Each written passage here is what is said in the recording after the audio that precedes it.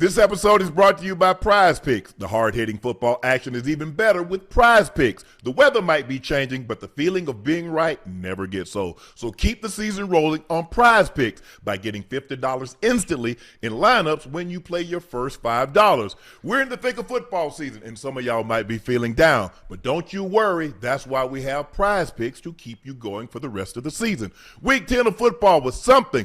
Lots of upsets. Bills, Miami. I'm all in on Devon Achane. All day, baby. More.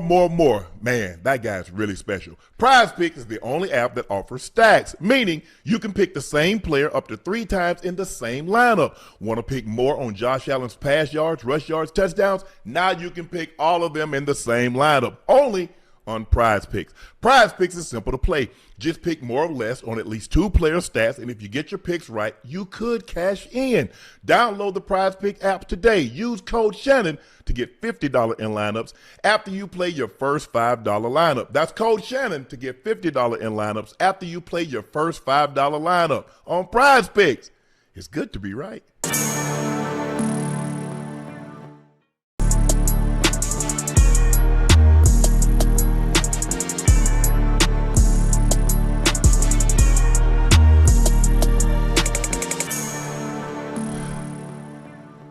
Thank you, ladies and gentlemen, for joining us for another episode of Nightcap as you watch the Eagles go on the road to Lambeau Field, take down the Green Bay Packers by the score of 10-7. The Eagles move to 7-2. The Packers fall to 5-3-1.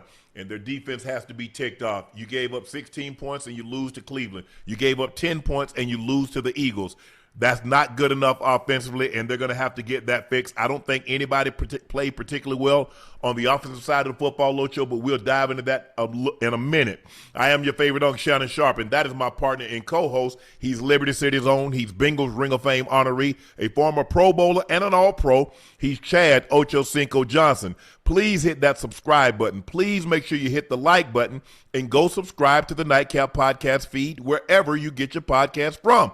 We would like to thank all of you for your support and your continued support because thanks to you, Nightcap has become the phenomenon that it is and will continue to grow and continue to rise thanks to your support. So thank you again. Make sure you check out Shea by Laportier. Head over to LaportierCognac.com if you cannot find Shea by Laportier in a state or city near you. Order it online. We'll ship it directly to your door. It is the best tasting premium VSOP cognac on the market. Don't take my word for it. Compare it. Try it against other premium VSOP cognac, and I'm sure you'll come to the conclusion that we already know. No, please drink responsibly and stay safe. Go follow my media company, Shay Media, on all of its platforms, and my clothing company, 84, with 84 being spelled out. That link is pinned in the chat. Ocho, Eagles 10, Packers 7, a scoreless first half. The first time in nearly 2 years that the NFL has had a scoreless first half. But the Eagles make enough plays, a big play over the top of 36 yards, Jalen Hurts to Devontae Smith, former teammates at the University of Alabama, and that was really the difference in the ball game as they win 10-7. Ocho, I'm going to let you take it. Go ahead. Unless you're a defensive guy. Unless you're a defensive guy, that's the only way you enjoy your microphone. Where your microphone? You're muffled. Oh shoot, my bad. It's way over. Hey, I'm glad. Hey, I'm glad you said something. Can you hear me now? Yeah. I say unless you're a defensive guy, that's the only way you enjoy this game. That's the only way you enjoy this game. You expect a lot. You expect a lot of points, especially from the Green Bay Packers. The way we talked about them before the season started, with all the weapons that they have, Jordan Love actually continuing to get better, year to year, and it was bad, huh? It was bad. Saquon almost got loose a little bit, so I expected him to finally make his visit to the party and having a big game and do some of the things that Jonathan Taylor's been doing as of late. But that didn't happen. It was a close game. It was a game where the team with the fewest mistakes was going to win. The team with the fewest mistakes was going to win. And in the end, there was an opportunity for Green Bay to be able to tie it, and it just didn't happen. They missed. I'm not sure if you enjoyed this game. Maybe you might have liked it based on what you saw. But I'm not going to call it a snooze fest because I was hyped before the game started. Oh, my goodness, the Packers playing? Oh, the Eagles playing?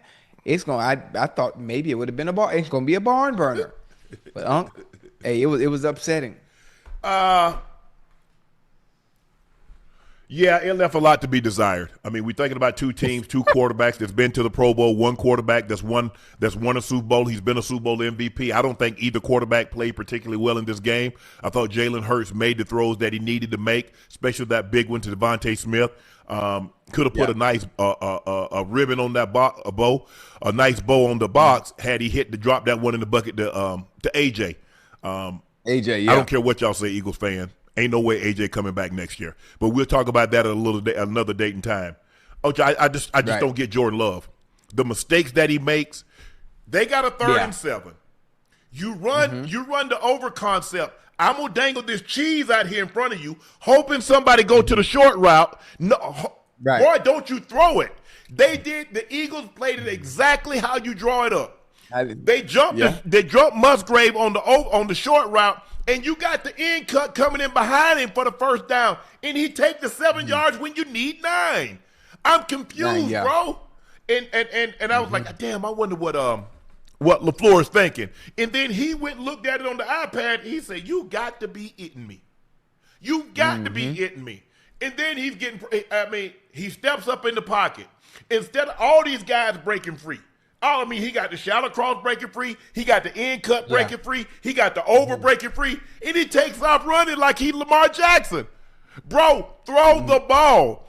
Ocho, the contract that he got, he earned that. But he's not meeting expectations of what they have. And I told you, I said, even with this Micah trade, are we sure they're better than the Rams? I asked you that. I said, Ocho, are we sure? Yeah.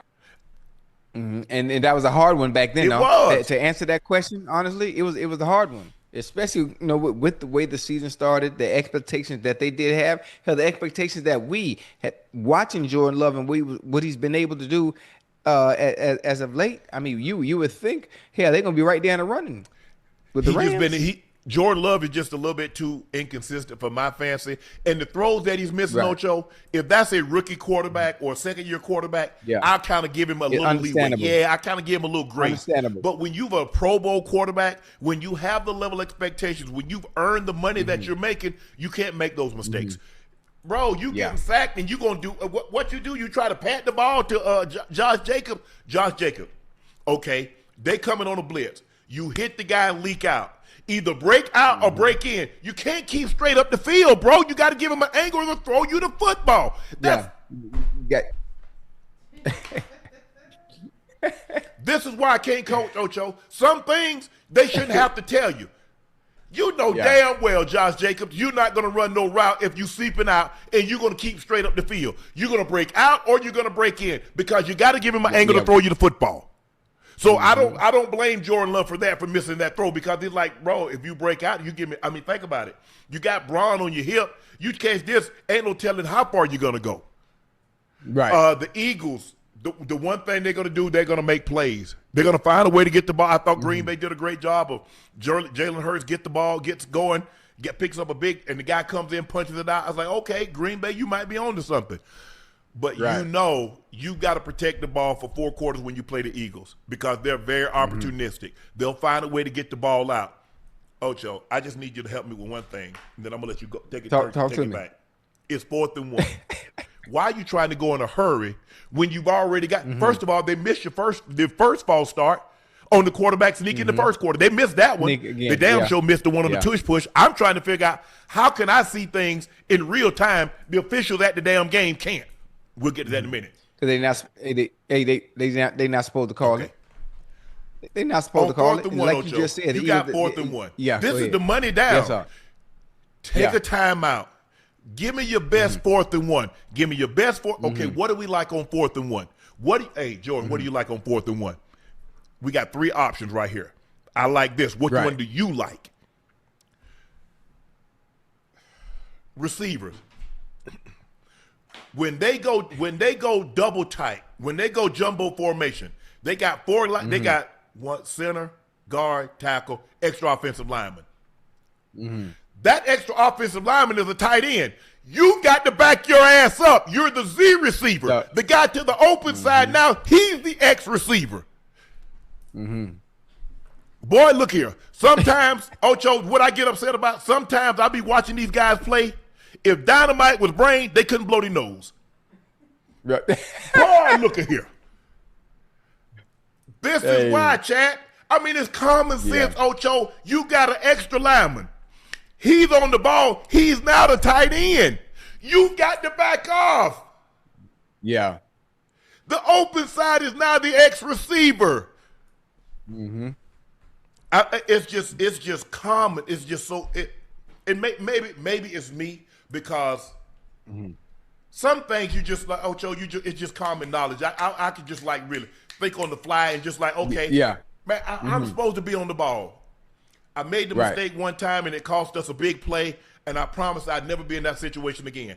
I know who's supposed to be on the ball, but if he lines up on the ball, Ocho, ain't no harm, no foul. I'll back up off the ball. Instead of having a play where now all of a sudden we have an illegal formation because I'm supposed to be on the ball, you're supposed to be on the nah. You get on the ball. I'll get off. Yeah. A lot of times, guys, I like to be on the ball. A lot of times, guys don't like to be on the ball because you're closer to the defender. I like being on the ball because it's going to give me an opportunity to get my hands on you because I'm going to throw your ass out the way. I ain't going to be doing it. You know what that tells me too, Unc? After 1, 2, 3, 4 days to prepare, after 3 days of 2 days of real practice, 5 days of fast Friday, 1 day of fast Friday, that actual play that they did call on that 4th and 1 is one that they didn't go over many times. One that they didn't rehearse very many times. One that they didn't go through and walk through on Saturday mornings. You know, when we talk about situational football. In case this comes up on 4th down and these are the plays we choose from, this is the alignment that we need.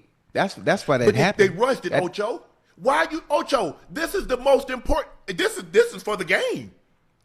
Oh yeah. Why would you rush it? I would rather take a timeout because the likelihood of you getting the ball back, if you do get the ball back, Ocho, you're not going to get it back with a whole bunch of time.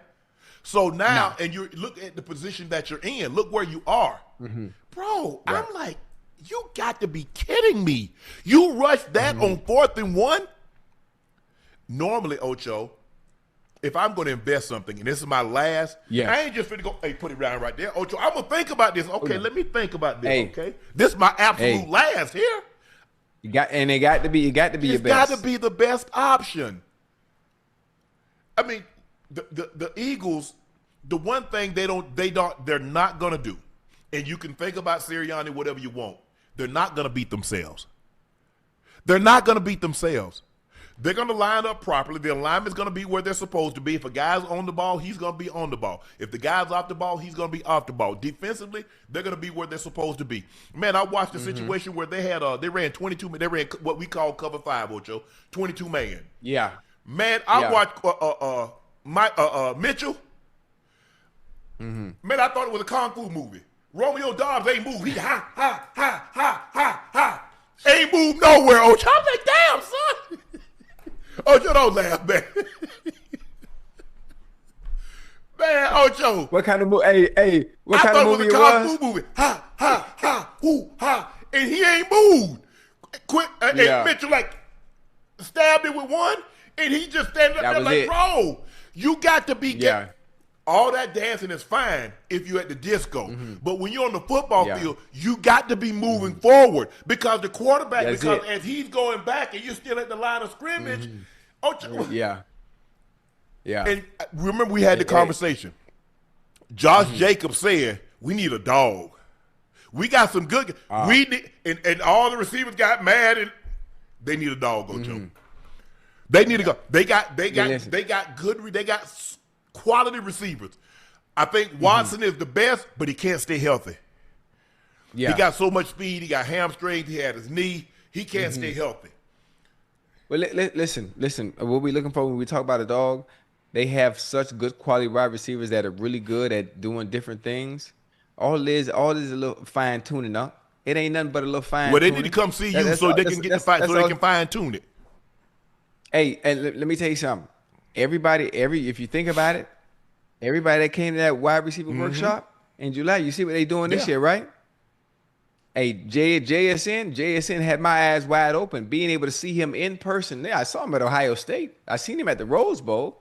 You know, I saw him a little bit last year. But I was not expecting this. I didn't expect what I'm seeing now. And just listen, Dobbs, Wicks, Jaden Reed, come on back down here, man. Bring them boys with you, man. Let's politic together. Continue to work on our craft. Continue to work on our game, and get better for situations like today, for nights like today, where plays don't come often, and the ones that you do make, you got to make a difference. These are the reasons why you get paid the million. These type of games are the reasons why you get paid the big bucks. Look, for me, I think the way the Eagles are going to have to win, they're going to have to win the game more on Jalen Hurts' arms than Saquon's legs, as opposed to what it was last year. Teams are not going to let him run wild. Last year, it seemed like every game we've coming out here and we're like, man, how y'all keep letting this man hit his head on the goalpost from 60? Yes. How y'all let him hit his head on the goalpost twice from 50 plus? Now they're like, we're going to shut this water off. You're going to have to get water elsewhere.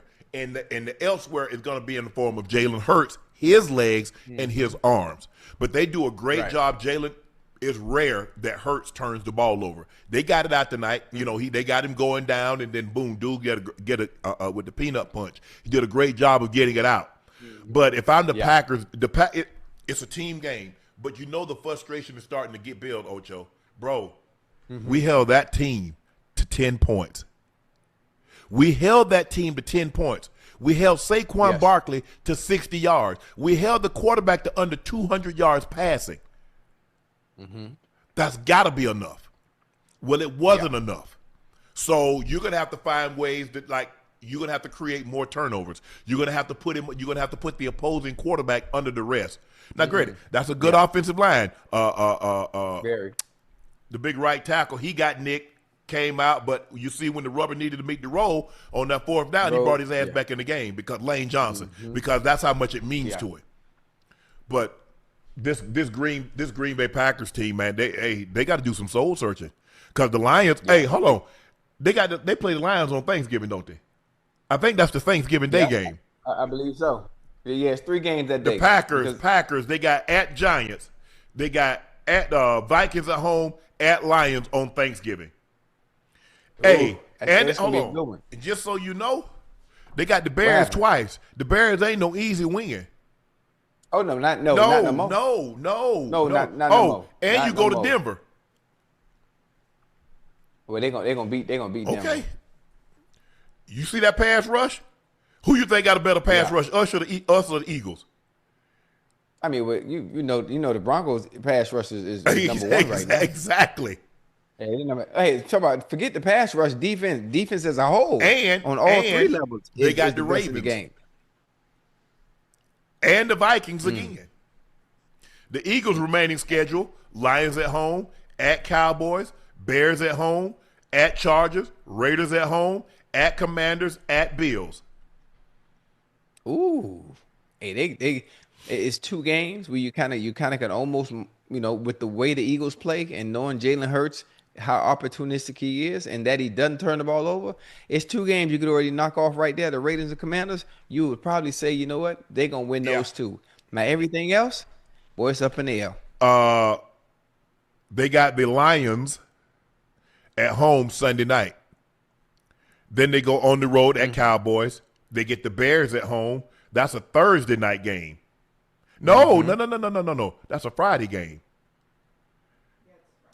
It's Black Friday game. Then at Chargers, which is a Monday night game. Again, Raiders and the Commanders, the Bills. We don't know what Bills we're going to get. Will Josh Allen protect the football? Because when he doesn't protect the football, they're very average. Look at the games that they lost. They lost to Atlanta. Josh turned the ball over. They got blown out. What was it, 30-0? They lost Sunday to the Dolphins. What happened? Turned the ball over. Hey, they not only turned the ball over, but the goddamn Dolphins jumped out on them. They jumped out on them, and having to play from behind. And how did they jump out on them? Mistakes. Got a turnover. Turnover. You got to take care of the football. Look, I think the thing is we've kind of built these games up, Ocho. We saw early on. We see how the Packers look. We see how the Eagles look, and we were expecting same thing last night. We thought, oh man, we're gonna get some points. No, we're not. So I'm just going you know what? I'm going to have no moving forward, Chad. I'm going to have no expectations of games going in. If they score 75 between the two of them, I'm happy. If they score 12 between the two of them, I'm happy with that too. So I'm done with the expectation to get my hopes up because this was some bull jive tonight. Hey, let me tell you, it was some bull drive, and one of the things you said, one of the reasons why you can't coach, but in the Bible, in the Bible it says, "Order my steps, and by in which a way I should walk." And God, these people, Brian Daboll, Brian Kelly, these people keep getting fired, and we keep talking about it, and you really not seeing God's vision. You're not really getting the message because He's not sending it clear enough to you, but it's clear enough to me. And He's trying to order your steps, but you refusing to walk in the path in which He's creating for you, which is a head coach. That ain't for me. See, the Eagles' remaining schedule, Chat, is come on. The Lions. They got the Lions Sunday night, and then they're at the Cowboys. Then they get the Bears on Black Friday, and then they got the Chargers on Monday night, and then they have the Raiders and the Commanders, and then they're at the Bills on the 28th.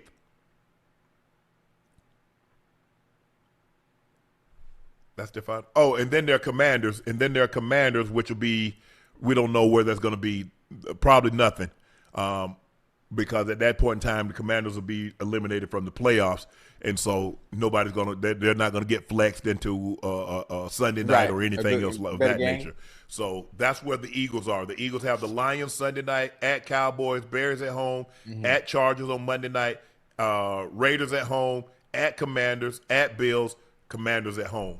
So they got a formidable schedule, but they have the type of team. They've been here. They're battle tested. So they're not going to get too high. Look, it's a big time win on a Monday night. It got I'm sure Sirianni is telling me it doesn't get any easier. We got a tough one again next Sunday night. We played Monday. We got a short week. So and the thing is that the thing with the NFL now, Ocho, they breaking down film. So you can get out, you can get your iPad, you can get on the iPad right now and start going over what the Lions like to do. On the plane. We didn't have it like that, Ocho. We weren't able to get stuff until Monday. They'd have a couple of cut-ups already broke down for us, and we could see certain things. Now, you get a head start. They done got a head start. They're working ahead of schedule. But the Eagles moved to 7-2. The Eagles have, if the playoffs were to start now, the Eagles would be the number 1 seed. Seahawks would be number 2. Lions number 3. Tampa number 4. Rams, even though they have a tie for the first best record, Seahawks Seahawks have the tiebreak over them. So the Lions would be in the 5th seed. The Bears would be the 6th seed, and the Packers would be, because of 5-3-1, they would be the 7th and final seed. So that's where we are with that right there. Packers remaining schedule: at Giants, Vikings at home, at Lions on Thanksgiving, Bears home, Broncos on the road, Bears at Bears, that's Packers, Ravens at home, at Vikings. So, nice little formidable schedule right there. Ocho, we talked about this last night. We didn't see it coming so soon, but the Giants head coach, Brian Daboll, has been relieved of his duties after blowing another double-digit lead Sunday in Chicago. Giants co-owners John Mara and Steve Tisch said today, the past few seasons have been nothing short of disappointing, and we have not met our expectations for this franchise. We understand the frustration of our fans, and we will work to deliver significant improved product. Assistant coach, offensive coordinator Mike Kafka will serve as the Giants' interim head coach. Daboll, 20-40-1 as Giants head coach. His .336 winning percentage puts him behind Ben McAdoo. No, he had a Cheesecake Factory, that big menu he had. And Ray Perkins fired two of the 3 head coach coordinators and flip-flop play calling with others. Replaced 5 of 9 position coach, started 7 different quarterbacks, had a winning record with none of them. He's fired as the Giants because he didn't win. It's really that simple. No, owners, John Mara and Steve Tisch, you fail. How's the general manager still there? Because he hired him. How is he still there? Daniel Jones is gone. Saquon Barkley is gone. He drafted Evan Neal.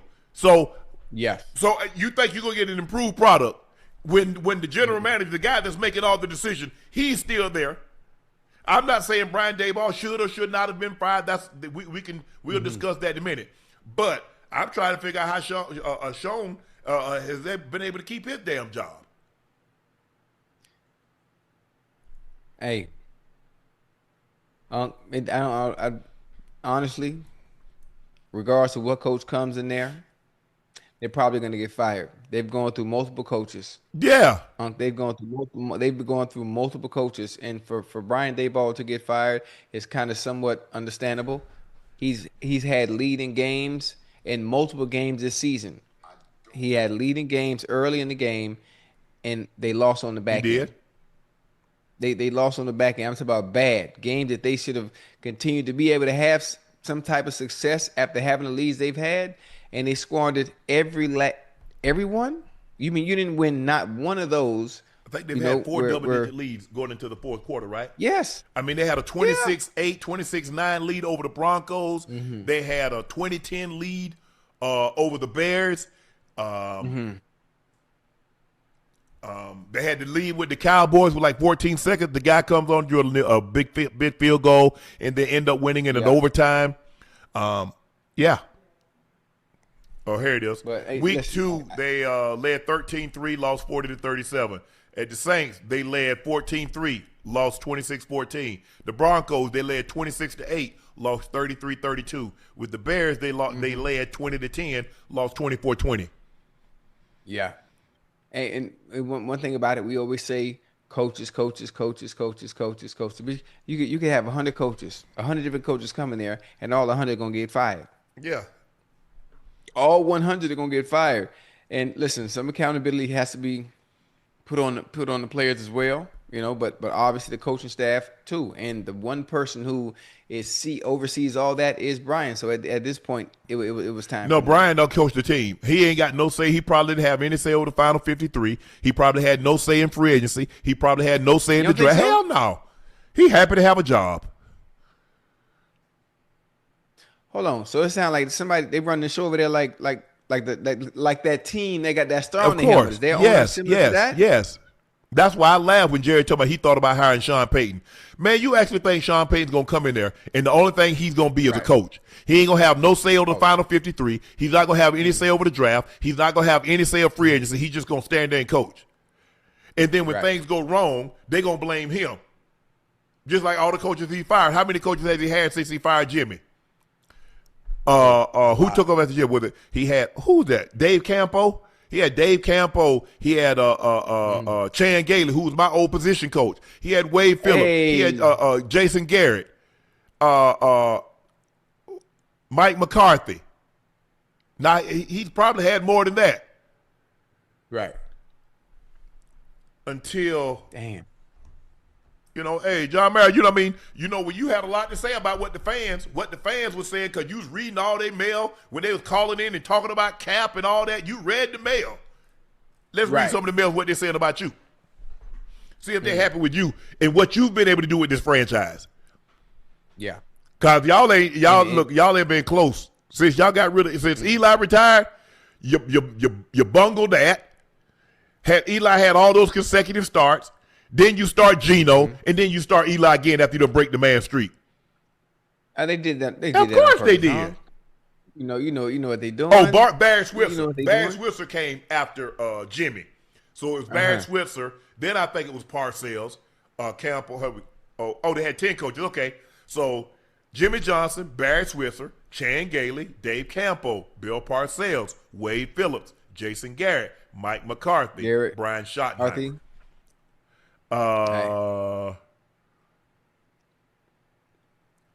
Jimmy Johnson had a 50 winning percentage. Barry Switzer had 625. Chan Gailey was 18-14. Dave Campo was 15-33. Bill Parcells was 34-30. Wade Phillips was 34-22. Jason Garrett was 85-67. Mike McCarthy was 49-35, and Brian Schottenheimer right now is 3-5-1. But what we're saying is that ownership plays a large part in the success of a team. I'm glad you just said that, huh? Look at all the teams that consistently win. The Chiefs. Look at the Chiefs. Look at the Ravens. Chiefs. Look at the Patriots. Yep, the Ravens. Well, obviously, I'm going to throw the Packers in there because they're a winning organization. Not actually, getting Lombardi trophies, but always being in contention. Always being in contention. And another thing, if one thing that can overcome bad ownership is a great quarterback. Yeah, but you got to pick him, and sometimes they'll mess that up. Hey, that too. But having an elite quarterback can overcome some of the bad decision making that happens all the way upstairs. I think the problem that Coach Daboll ran into, Ocho, is that he realized early on the only guy that can save my job is the quarterback that we drafted in the first round. But in the process of doing that, he put him in harm's way. Because, Ocho, if I'm drowning, I don't give a damn about drowning you to save myself. I'm trying to keep my head above water. So if that means you got to go down, I got to stand on your shoulders, so be it. Right. And that's what he did. He put this kid in harm's way because he's trying to save his job. Because at the end of the day, I drafted him. Hell, I want to coach him. So in the process of putting him in harm's way, he subjected him to some hits. Jackson Dart, and I said this, and now I was early on, man, let the chat, they always want to let somebody live. Now you got your guy in the blue tent damn near every game. Because you wanted to let him live. You like that fire. I want my quarterback to have energy. Okay, now look at your quarterback. Y'all still like that, Giants fans? Because you had a lot to say. I said, you can't run like that. You can't. No, you can't have your quarterback being susceptible to those kind of hits. That's why they protect him his ass in the pocket. Once he leave the pocket, tee off on him. He's a running back. Now look at him. But y'all had a lot to say. We ain't had that kind of energy in a long time, and you might not have it again. Hey, listen. Hey, honestly, too, and as a fan of the game, but watching Jackson Dart once he came in. But that was infectious, absolutely. It was infectious. But you gotta be smart though, Ocho. You do. Now that comes on him, and that's gonna come. He's gonna get that with experience and understanding. You got to pick and choose your battles, and when you pick me, you got to pick them wisely. Well, I hope they knock some sense into him because they damn sure knock some marbles out of him. Oh yeah, you got to make business decisions. You got to make business decisions when you got that ball in your hands and you cross that threshold and you become a runner. Man, them boys is not playing with you out there, man. This is not college. Them grown men. They're trying to break you because that's their opportunity because they can't hit your ass in the pocket like they want to. But what they can do is tee off on your ass when you're out of the pocket.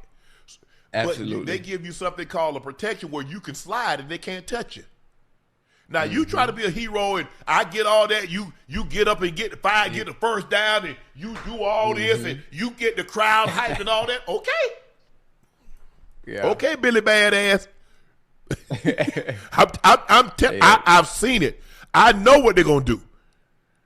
Oh yeah. Absolutely. Quarterbacks are not used to taking hits like that. They're not built to take hits like that. So why would you subject yourself to taking that kind of punishment, Ocho? You're not gonna take that kind of punishment. Hey, hold on. And it's a funny thing about it. And some of the play calling ain't helping. No. Some of the play calling. Didn't I just tell you I'm drowning? Hell yeah. I'm trying to save my damn self. So if you drown in the process, so be it, Ocho. Yeah, long as you save my ass, Thank you. Why you think he calling those plays, Ocho? Yeah. And I get it. But Jackson Dart needs to be smarter, and they need to put an emphasis on it also. Hey, son, get down. You get the first down. Hey, I get it. It's the crowd gets energized, but the crowd will get you effed up. Yeah, they get you effed up. Hey, trying to do what they want, huh? Yeah, and you're exactly right. Let me ask you a question, Ocho. Who do you think will be a good fit? Who do you think will be a good fit for the Giants? Nah. Okay. I see how much money they take from you in New York.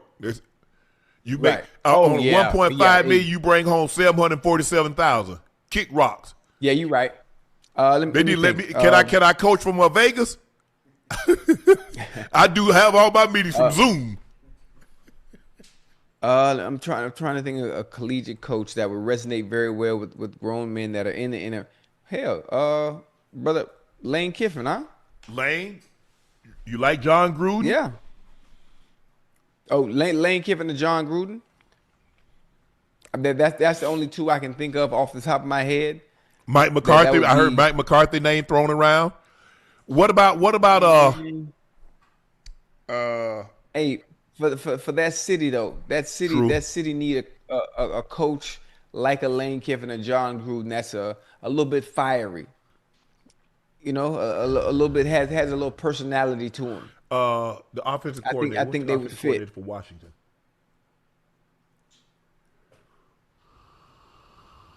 He was the head coach in Arizona.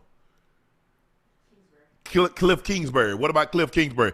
Now, he normally works really well with mobile, athletic quarterbacks. We saw what he did with Kyler. Right. We saw what he did, what he's done for Jaden Daniels.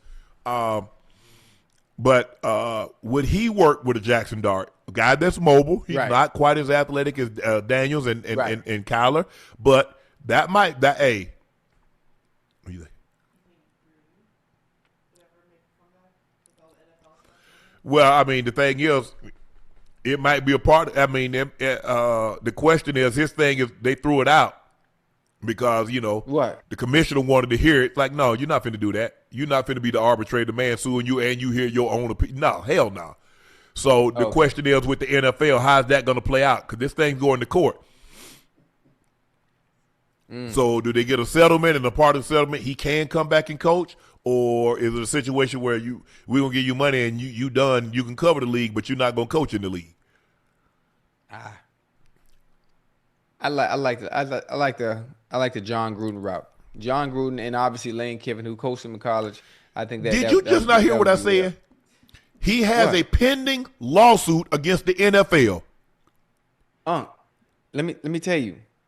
There's certain rules that are bent, regardless of stuff like that going on, where they can make it happen. If the NFL says we're going to offer you a settlement, but you cannot coach in the NFL. Oh, okay. I see. Well, hell, you know who else has had a lawsuit against the NFL and is still coaching? Brian Flores. BF over there. Yeah, he's coaching. Is he a head coach? Okay. Now the question is. That. He's had good defenses.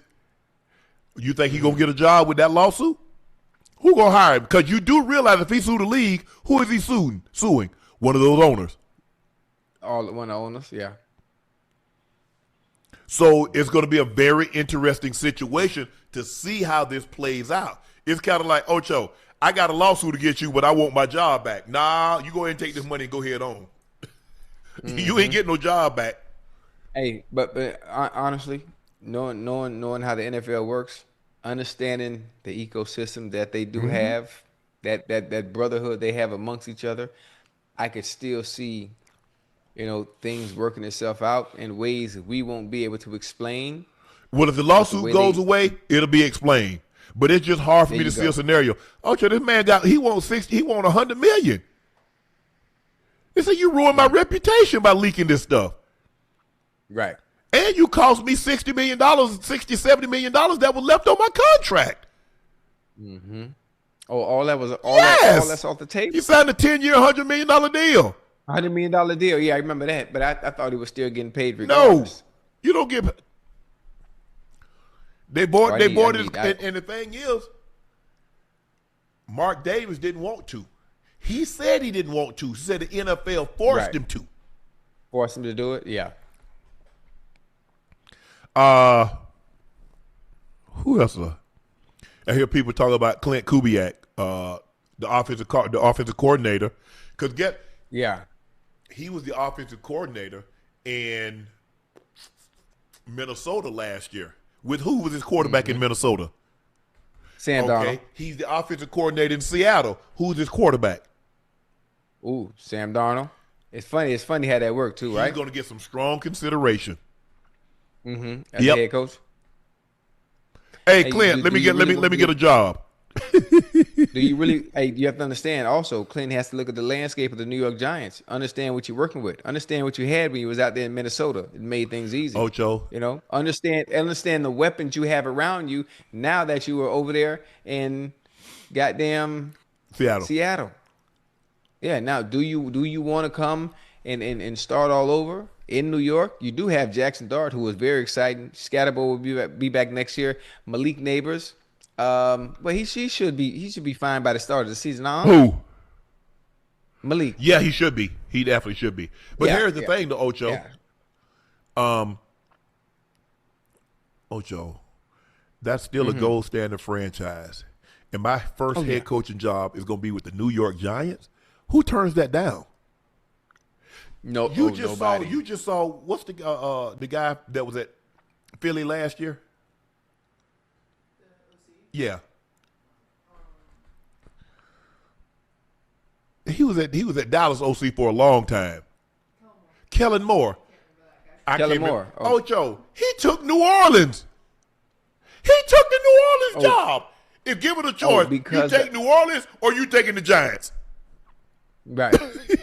I got you. But see, it's so few times that those opportunities present themselves. You have to take them when they do. Yes. Come. You have to take them when they come. But that's a bad one. It's too. That's a bad one to go into. Where was Klein Kubiak? Because Kub got three or four boys. I know Clinton Klein, both of them coach, but Klein.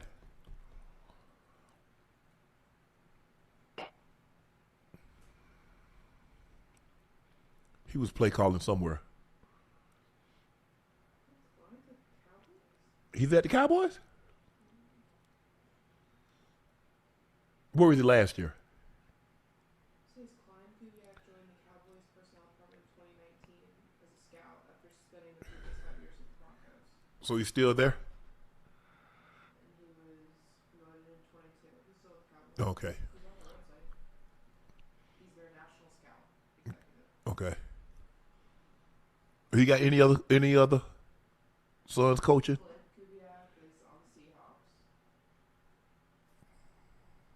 Which team are their names? I don't know. I just know those two because they were little kids when I was when Cool was with me in Denver. Because they were probably like 5 or 6 when I got to Denver. Maybe they were small, really, really, really young. But and look, there are going to be some names that's going to be Clay. He's the OC at the Niners. Oh, has he been at the Niners? He was. Yeah, he's been there since 21. Okay. But now he's their OC. Okay. You see how that thing? You see how that ecosystem feeds itself, Ocho? Oh, hey, but listen, I'm listening to you. I'm listening to Ash run off all the names and the different places that they're at.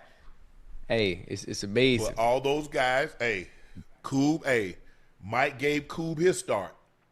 When Coob got the job at the Houston Texans, right, Kyle was his OC. Now, then everything it's funny how that he had when they was in Washington, Kyle was the OC. Sean McVay was there. Mike McDaniel was there. Raheem Morris was there. Go back and look at that. All those guys that was there, and all they do is, So if you're a coach, you should have a lot of babies. yeah, they do. Well, it's easy on them because the wife taking care of them because they ain't made not one parent-teacher conference. Yeah. They ain't been to no recital. They ain't been to jack. But it's tough, man, because the coach is like, you leave home and the next day they graduate in high school. You done missed damn near everything. Hey, it goes by Hell fast. Yeah, it does. And so, but I think there are gonna be a lot of available candidates. It's gonna be interesting to see like how these lawsuits play out with Brian Flores, how they play out with John Gruden. You know, like I think they're gonna be, Clint Kubiak is gonna get some looks. The way that offense looked in last year, and the way it's looking now. Yeah. Hey, but will you be able to make that offense over there in New York look like The that? Rams defense, That's the the Rams D problem. coordinator, they ball it out. Hey,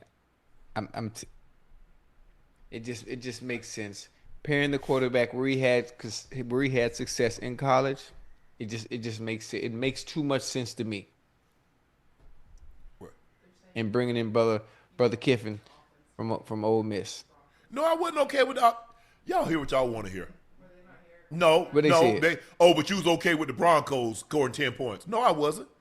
I was living that they only scored 10 points against that team. Oh, again, But when they I played the get it. Jets? I get it. I'm a Bronco. You didn't tune in. You didn't tune in that night, but you tune in now, and so you hear me Right. talk about the offense scoring, offense only scoring 10 points or 7 points. I get it. I get it. I get it. You're right. I didn't. I did though. Everybody that was here heard me say this is Bo Nix. That ain't good enough. That's not good enough. You never accept anything in a win. You wasn't in a loss. Y'all have heard me say that over and over, and you tell me, "Oh, we tired of hearing that." But y'all hear what y'all want to see. Yeah, I know a win is a win. Anybody that's really never played sports and only looks at win, I get it. That's why a lot of times, Ocho, like I used to be like going back and forth. I was like, hold on, what the F am I doing?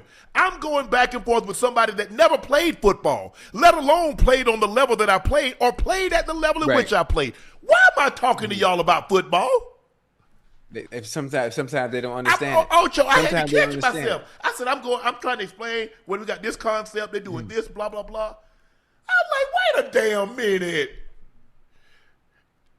They don't know the difference between a screenplay and a screen porch, and here I am, I'm on goddamn on social media debating them. Going back and forth. Hey, sometimes the way you see the game, they don't see it. I know they don't. A little bit different. And that's why they have to have sound. They need somebody to tell them what's going on. I don't. Right. I know formation. I know personnel. I know coverages. I know all of that. I'm not interested that they scored. Congratulations. I need to know why they scored, how they scored, what coverage was the defense in. That's what I'm looking at. Okay, were you in 21 personnel? Were you in 12? Were you in 11? Were you in empty set? Was it a 50 protection? Was it a jet protection? Was it a 70 protection? Was it a scat protection? Were you in jumbo?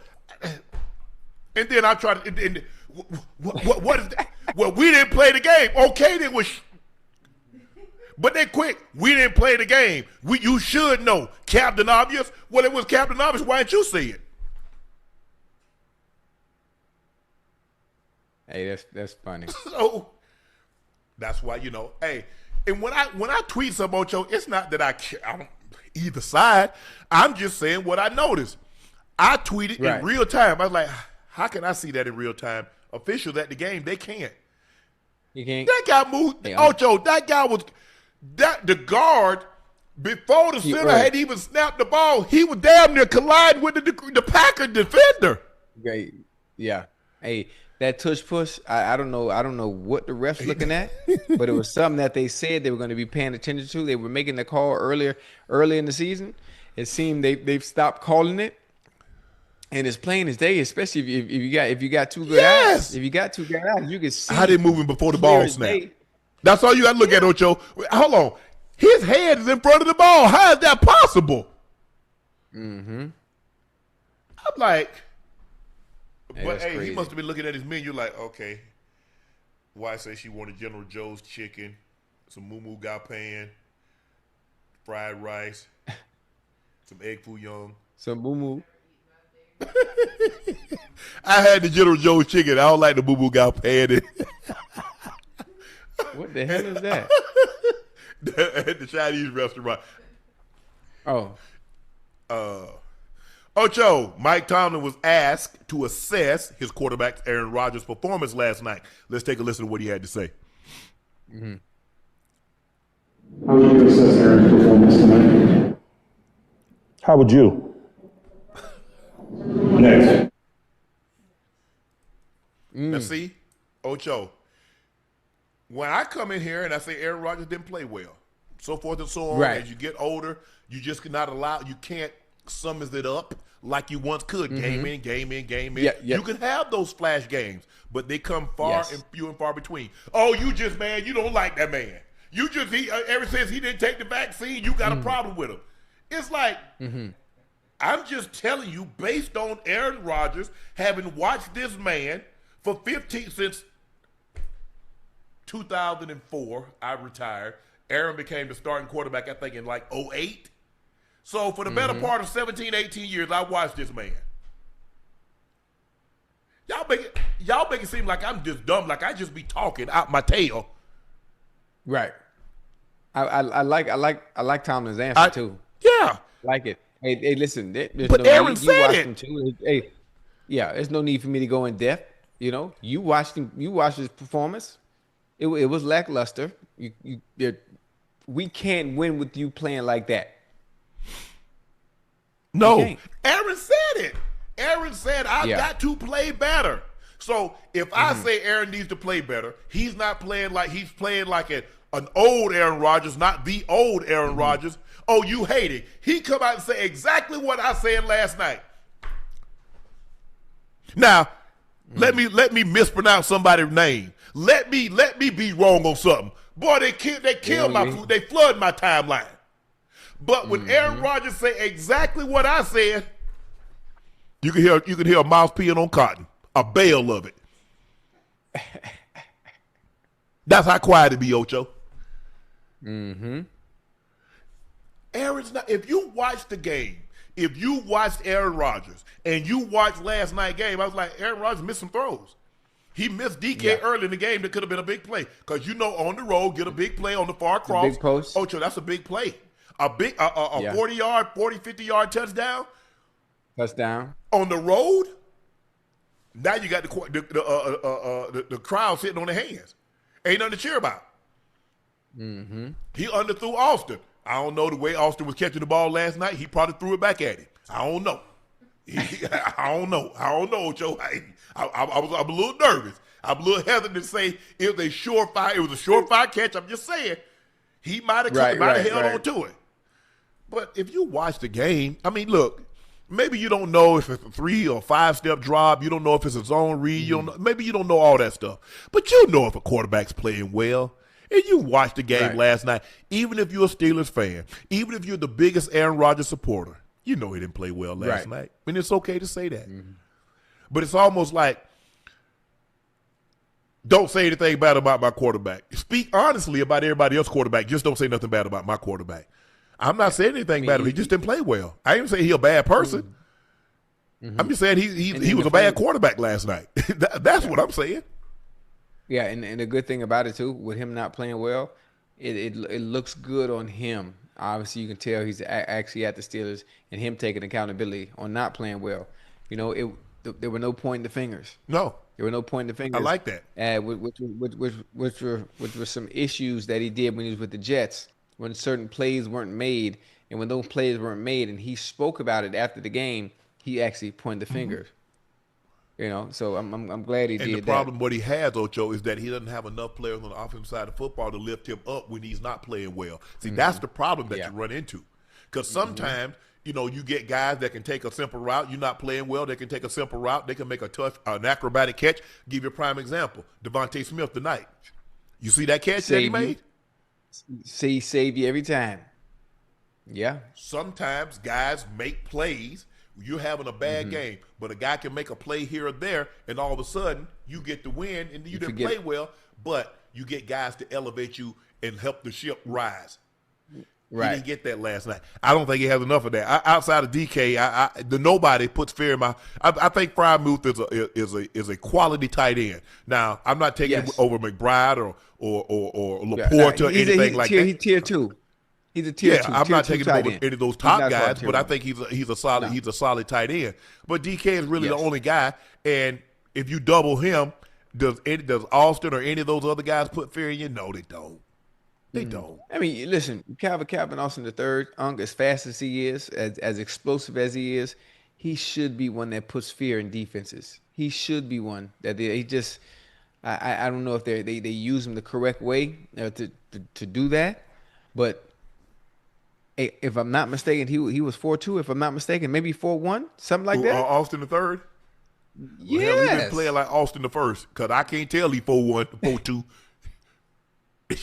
You man, go ahead on. I can't tell you that fast. But see, here's Ocho, there's a difference between being fast and playing fast, because we've seen guys run 4-2 and they play like they run 4-6, and I've seen guys run 4-6 that play like they're 4-3, 4-2. So running fast and playing fast. Jerry played fast. Yeah. Jerry ran 4.67, but he played fast. It's one thing to run 4.2 with shorts and a t-shirt. It's another thing to run 4.6, 4.5 with shoulder pads and cleats. Right. Because that's what you play in. Different. So, I get it. It's nice. But, ooh, boy, he ran 4.2. I put him in a helmet, put him in some shoulder pads and cleats, and now all of a sudden, Ocho, he playing like he run 4.7. Damn, son, I know you faster than that. Yeah, and you know what? There's a thing called, players that carry their pads real well. And the thing, yes. Can you carry your pads? Can you still be as efficient when you're in shorts and shirt when you had a helmet and pads on? Man, that is a thing, which is crazy. But guess what, Ocho?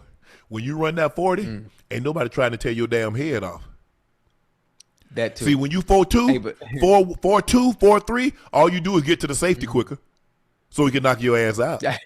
That's it. That's it. And one of the funny things I ever heard, I forgot who said it. I'm got to make sure I say it right. Is I'm just fast enough to make sure the person chasing me can't catch me. I don't care nothing about no 40 times. All I need to do is be faster than the person that's chasing me. That's it. That's as fast as you need to be. It doesn't do me any good to have all that speed, and I don't know how to use it. You can have an arsenal of guns. Don't know how to shoot one. Can't hit nothing. So what good is 4.2 speed if you can't use it? You can't control it. Right. And I run you sharp. You probably can. But I bet you'll chase me in the end zone. I bet you that. Hey. But everything, you know how everything is made. But I love the way, because a lot of times this has rubbed me. This is what's rubbed me wrong about Aaron Rodgers, is not taking accountability when he played poor, or showing up the receivers and talking about do this and do all that. I don't do that. That's what rubbed me the wrong way about him, was a lack of accountability. I got no problem with what he said. He owned it. He didn't play well. He realized in order for them to get to where they need to be and where they want to be, he's going to have to play better, because he's the only guy that touches the ball every single snap. And in order for them to get to where they need to be, Ocho, he's got to play better. Yeah. But as you said last night, they got a bunch of names, but them names ain't playing well. We'll leave it at that. Ocho, a photo gone viral of Aaron Rodgers taking a sack last night, captured by Marcio Sanchez of the AP. And we got hit in that jaw too. Yeah. Bro. It's a good thing he got that. It's a good thing he got the new helmet on. Man, you better get a motorcycle helmet. Hey, that's a good hit too. Yeah, boy, look here. At 41.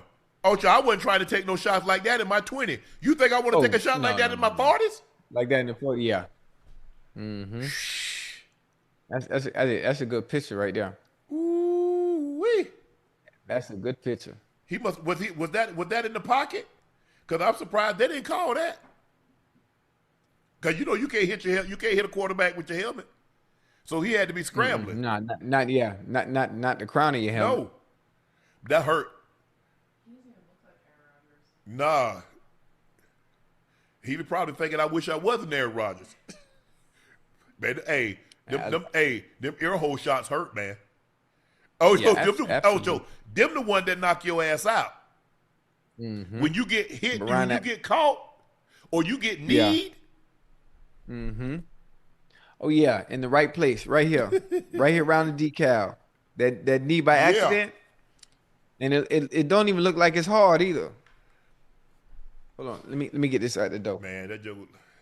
Aaron's like, this ain't what I signed up for, man. I'm. Is Aaron 40, 41? He about to be 40. Is he about to be 42? Is he already 40? Is he 40? He's 41, then he'll be Damn. Yeah, Aaron said, damn this. Aaron said, I done made me $300 million. I ain't got no sense. I ain't. He done said, I done made 350, man, later for this. I ain't trying to do all this. Them the accumulation, those Chad, you know, those hits add up. Aaron Rodgers probably what, 215? You ain't trying to take no hits like that. Hell, running backs, I mean, Derrick Henry ain't really trying to take no ear hole shot, no jaw shot like that, man. Those ish adds up. Man, I know that hurt. That hurt. My jaw hurting. I'm thinking about it. Oh, he bracing for that. I mean, at the last second, you feel that hit coming, you try to brace for it, but hey, ain't nothing you can do with. Look, oh, that's the close up. Oh, you got the ooh wee. Yeah, I don't blame him. I don't want to see that either.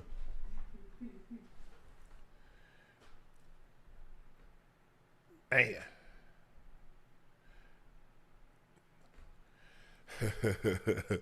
Ocho, you gonna like this story. On his way home from blowing out the Bills, Dolphins coach Mike McDaniel drove by Elbow Room, a bar where Bills fans congregate when Buffalo's in town to troll their fans. McDaniel was asked about it today. Let's take a listen to what he had to say. Or is that real? Well, you know, that's why I like the good old days, you know, the throwbacks of yore where you could trust, you know, the internet and the images, because, you know, it is pretty detailed. That, you know, I do live in that area, but I mean, AI, right? So that doesn't answer the question. What? Was that you? So are you confirming or denying? I mean, I live in that area. AI is real. That's what I got for you. Okay. I like it. I like it. Yeah. Two things can be true. He can live in that area. He can. Well, three things. Yeah.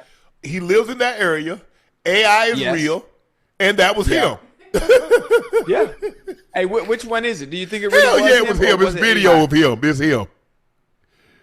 But, Is that him right there? Hey, you heard me? You got. Hey, listen. I'm looking at it. You got to be careful though, because you know AI don't play. Is that Ocho? So AI put him in a Bentley. Hey. They could have put him in any other car. No, that's a Benz. He drive a Benz. It's a Bentley. So they could have put. So they ain't put it. They ain't put him in no. They ain't put him in no Honda. They ain't put him in no Subaru. They ain't put him in nothing. They put him in that. Is that him? Who is that? Hey, that's funny though. That's funny. That's funny. I like Mike McDaniel, man. You beat a team for the first time in 7 meetings. It's your first time beating them since 2022. Mm-hmm. Yes, sir. And that's what you got. What's the Dolphins' record? Hey, have a little fun, huh? They're 3-7. Hey, have a little fun. Hey, wait a minute. He just driving by. That's all. First of all, I don't know most people that are famous. They ain't got their window down so you can see them. Oh, this is Miami. Huh? I know where he's at. Let me ask you a question. You know, hey, listen. Hey, down here in Miami, even the locals famous. You hear me? Pull up the Dolphins schedule. Pull up their first 10 games. Woo! Hey, I got some coffee, Unc. I hit a wall. I got some coffee now. My baby done sent me some coffee. We could be on this bitch at 3:00 in the morning now. I'm ready. We got we pull up the schedule because I want to know. I'll tell you one thing. I can tell you one thing about this schedule you getting ready to pull up. If the Dolphins play like they played against the goddamn Bills, we'll run the goddamn table. Let me ask you a question. I tell you that, and I'm very confident with that. I'm very confident. Ocho, so let me ask you this. When they lost 33-8 to the Colts, he lived in that area. Did he ride through with the window down?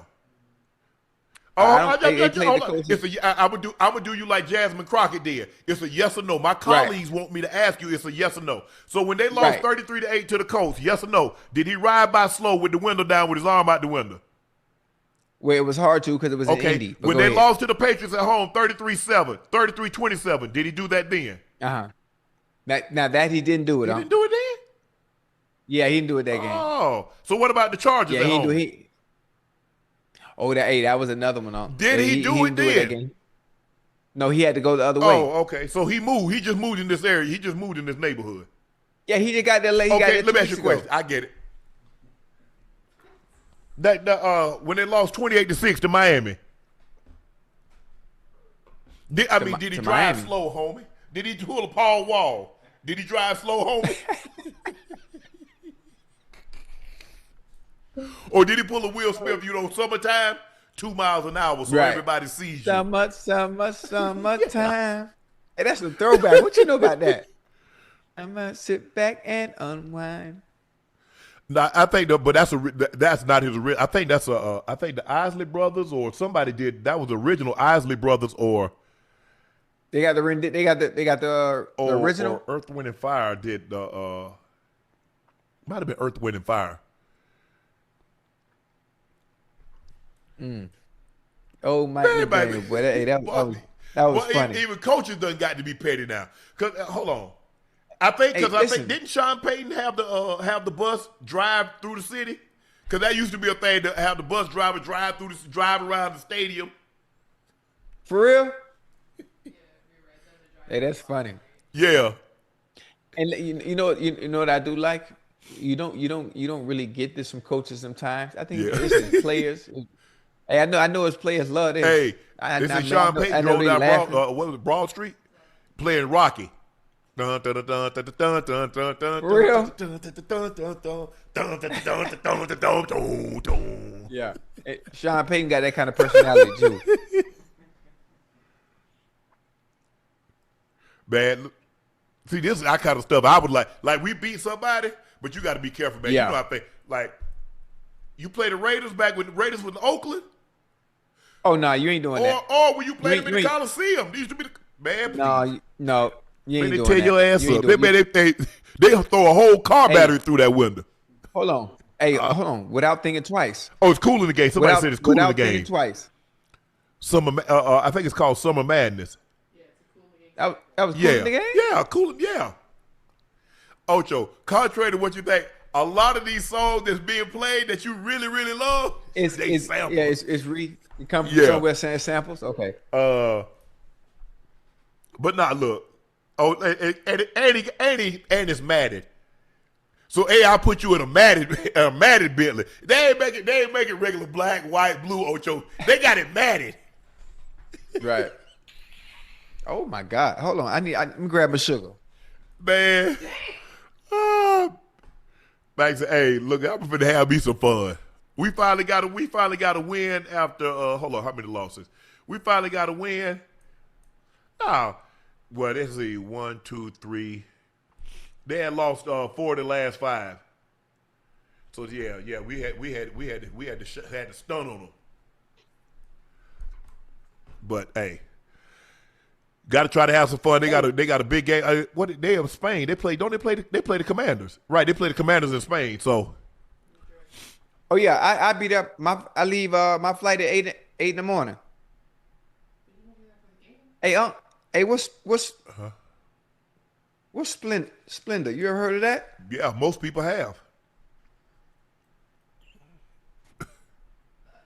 Yeah, it's a substitute. Wow, what's up? What's going on?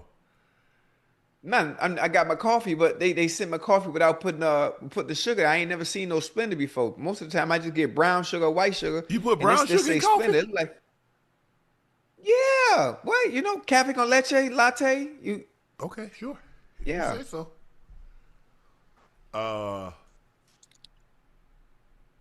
So you ain't got no problem. You ain't got no problem with this. Oh hell no! I'm petty. I'm petty anyway. I'm petty. Even after win. Listen. And people say, "Oh, y'all got to lose a record." Well, we didn't lose a night, so I'm gonna have some fun. We didn't lose a night. Yeah. And Mike McDaniel has the personality to be able to get away with that. Does. Absolutely. Ocho, your quarterback once spoke today. Here's Joe Burrow, and if the Bengals are a playoff team. Come on, Joe. Yeah, our division is wide open. There's a lot of. I think Pittsburgh's 5-4 at this point. We play them this week, so everything is still there in front of us. It's very rare that our division looks like this, but it does this year, and so I think we'll be at least in it until the end. Is it fair to say with the wild cards that the best path forward would be winning the North? And I think it would be very difficult for us to be a wild card team at this point. Obviously, a lot of football to be played, but I think that's difficult. I think our best path would be win the division. Oh, Joe? Hey, Joe, talk your talk. And the funny thing about it is every time I hear Unc, yes, you, Unc, you talk about the division, the first thing you do is you talk about your goddamn Ravens being able to come back after they talk about the Ravens go, listen, there's a chance that we don't win it. Why would you think the Ravens are gonna come back and win it before the Bengals do? Because they got a better Why? team Because our defense is bad? I mean, I'm asking you, is it because our defense is bad? Yeah. Oh, so I'm saying y'all had one good game, y'all played defensive, now all of a sudden y'all all world. Y'all back and have the best chance to win the division. No, you don't. Your their defense is better than yours. Right. I like that you did that. Their defense is but better it's than yours. It's still bad. But the only thing that's wide open is the booking window for those vacations Joe Burrow need to book. They say if you book they say for domestic travel, the best time is 38 days before you actually fly. 100 days before international. So Joe, the way I'm calculating things, your season gonna be over probably the first week in January. So you can get a great rate on some flights. Hey, let me tell you something. One thing you don't want to do is when my quarterback says something, when a quarterback with that kind of confidence that's coming off surgery, a toe surgery, he says we have a chance, and our chance at winning the division is not being a wild card, but winning the division. You listen to that. You stand on that when he say that, because he will come back and prove you wrong. First of all, they put man on the moon, so anything is possible. Hey, I don't even know if that was real. That was AI. And this right here, what he said was AI. I'm glad you brought it. If you think y'all gonna win the division, the Ravens are winning that division. Hold on. The quarterback, our quarterback said there's a chance we can win the division because it hasn't been clear as this season. Yeah, the it looks a little look different like this, but it does this year. Hey, it's up in the air. But y'all look bad like this all the time. Hey, we have a chance because our offense is phenomenal. Y'all further behind than the Cowboys. You know what? Nah, we not gonna do that. We got it on the screen. Right now, the playoffs, it'll be Indy, number 1 seed, 8-2. Broncos, 8-2, 2 seed. New England, 8-2, 3 seed. Pittsburgh, 5-4. The Chargers, 7-3. Buffalo, 6-3. Jacksonville, 5-4. The Chiefs out of the playoffs at 5-4. Houston Texans, 4-5. Baltimore, 4-5. Bengals, 3-6. Miami, 3-7. Hey. Pittsburgh is stomp a mud hole in y'all. They got Pittsburgh in Pittsburgh, right? Yeah. Hey, and let me ask you something. We got Pittsburgh and Pittsburgh, and when we win, what you gonna have to say? What you gonna have to say Sunday when we win? Oh yeah. Oh, y'all got Pittsburgh, New England, and the Ravens. 0-3. It's over. Stick a fork in them. Hey, we might throw for 2,500 yards in the next 3 games. You know what that say? The next 3 games, we might throw for 2,500 yards. Ocho. Hey, 40 points a game. Ocho. Hey, you like cook barbecue, right? Everybody yeah. motto when you cook barbecue, slow and low. So guess what? Slow and low. These next 3 games, I'm going to put y'all in the oven at 250. And I'm going to let y'all cook. At 250? With an A. Bing! When that thing hit in 3 weeks, good night, Irene. I want you to keep that same energy when we get on here Sunday. You hear me? I want you to keep that same energy when we get on the show Sunday after we beat the Steelers. Y'all ain't going to beat the Steelers. They're going to get right on y'all. Get right on y'all. All right. You gonna remember you what happened to them getting right the last time we played them? What happened? A little temporary setback. Y'all won 33-31, but you won't win this week. Hey, and then what happened the next week? 39-38, lost to the Jets. 47-42, lost to the Bears. About to lose to the Steelers. Go lose to the Patriots. Go lose to the Ravens. You know what? And go lose to the Bills. And go lose to the Ravens again. And then y'all might beat the Cardinals and the Browns and the Dolphins. But it'd be too late. Like the words of Tavares, too late. Sound good. Hey, you got a whole lot of energy. You got a whole lot of energy, buddy. But listen, you think we don't have a chance? I made you shed. Look who's crying.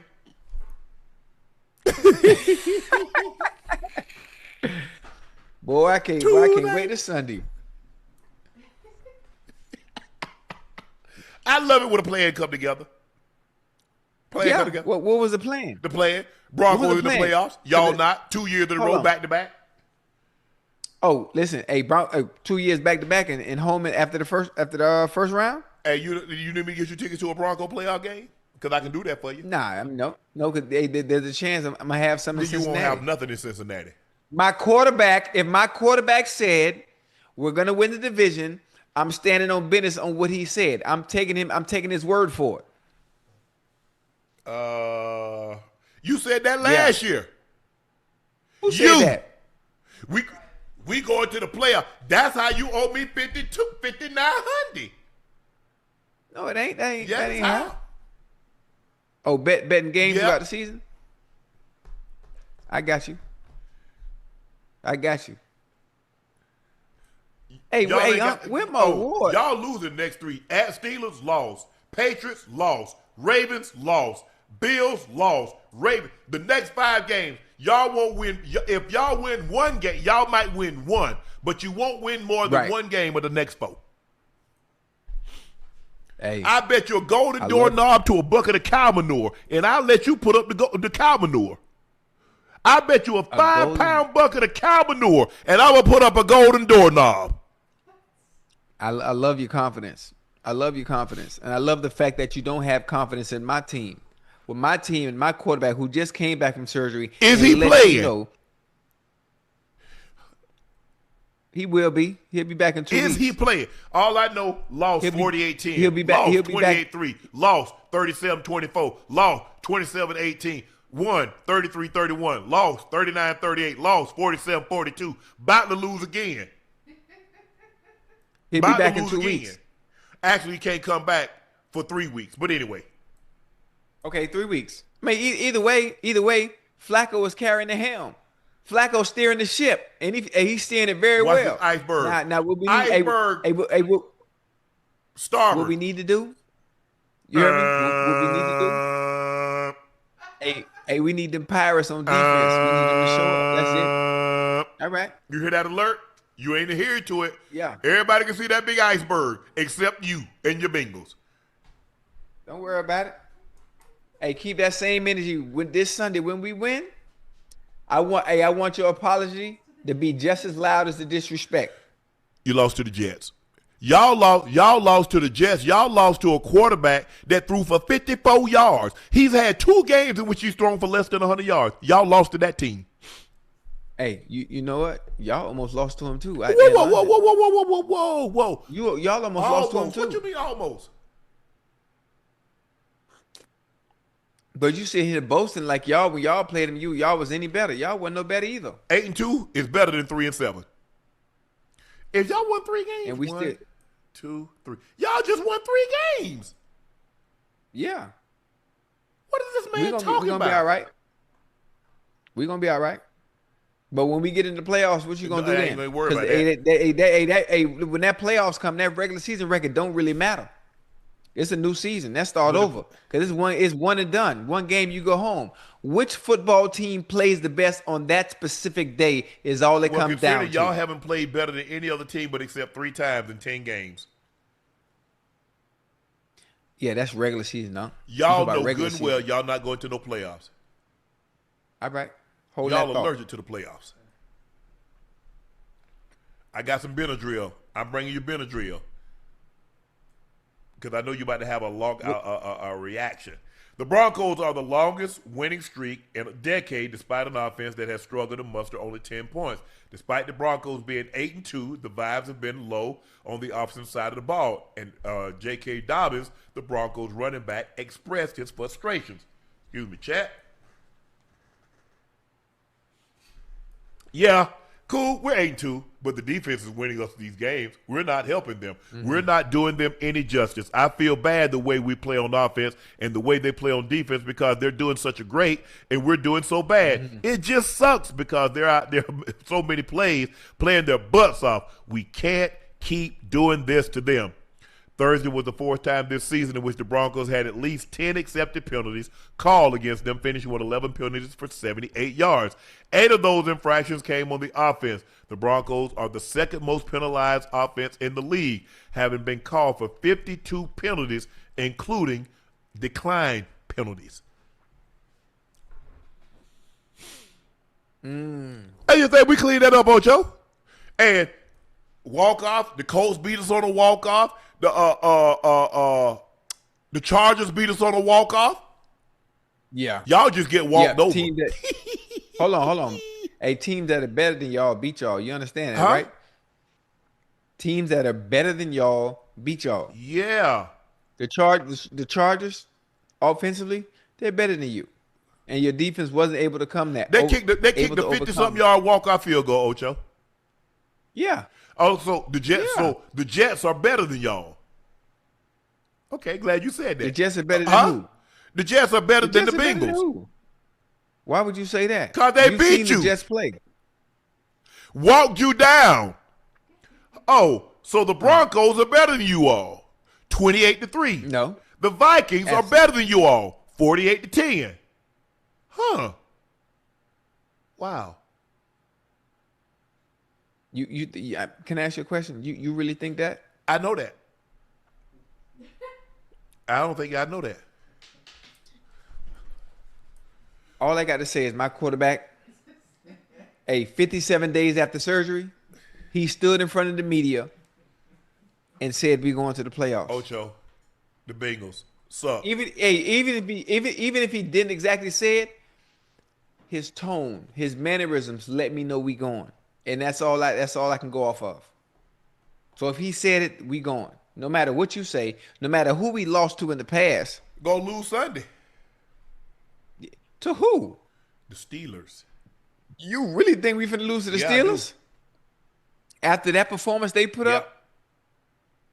Man, please. TJ Watt, Highsmith, they probably have at least 3.5 full sacks combined. They didn't have that in the first one. They'll get it this one. TJ Watt didn't get a sack in the last time they played the Bengals into the fourth quarter. Damn, near in garbage time. What we talking about? That's what you did. You get garbage when you play garbage teams. What you expect them to get? I like that energy. I like that. I like it. Keep that same energy. Your day coming, Ocho. Woo. Ocho, after a random drug test 2 weeks ago, doctors discovered that Broncos linebacker Alex Singleton had testicular cancer tumor that been removed today after Denver defeated the Raiders on Thursday Night Football. The prognosis is excellent for me and my family, Singleton announced today. For Broncos fans, I fully expect to return to the field very soon. Routine test, bro. That's what I'm saying, man. Y'all gonna get the test. Yeah, that's dope. Hey, all these high-ass premiums, I'm going to get my money's worth. Mm-hmm. Yeah. I'm getting my money's worth. I go up there. Man, ain't nothing wrong with you. Well, I'm going to let him tell me that. You ain't telling me that. You ain't got no medical degree. At all. So I'm going to let the doctor that went to school for all this tell me ain't nothing wrong with me. And I'm going to let them scans. I'm going to get MRI. I'm going to get CT scans. I'm going to get all kind of scans. I want to know. I didn't want to know everything. Yes. Everything possible. I'm getting everything. I'm going to get all my high-ass premiums. I'm going to get it. I'm going to get my money's worth. Yeah. That's dope. That's live. Well, that's live. I'm glad they were able to catch this. Alex, man, prayers up for you and your family. Early detection is the key. So if possible, guys, go get checked out. Women, go get your mammograms, go get your things, go get your, your physical, your routines. Hey, something don't feel right. It's not in your head. Just go check out. Let the doctors tell you. Let them scans tell you something's not right. Let's tell you something. Right. You're fine. Everything checks out. Just think about it. Like I said, some of these cancers are you can't prevent them, but detected early enough, they're treatable. Yeah. So, kudos to Alex. Good job, Broncos, and all the doctors that worked on. MLB announced today that some of the prominent U.S. sports books will be introducing a maximum wager of $200 on bets focused on individual pitch outcomes. Those bets will also be prohibited from being included in parlay wagers, which comes on the heels of a federal indictment in which Guardians pitcher Luis Ortiz and Emmanuel Clase for their involvement in sports betting scheme. The two pitchers are alleged to have accepted payments related to individual pitch markets, specifically whether individual pitches would result in strikes or balls, as well as the velocity of those pitches. According to the indictment, bettors won as much as $450,000 by wagering on the outcome of individual pitches in a scheme.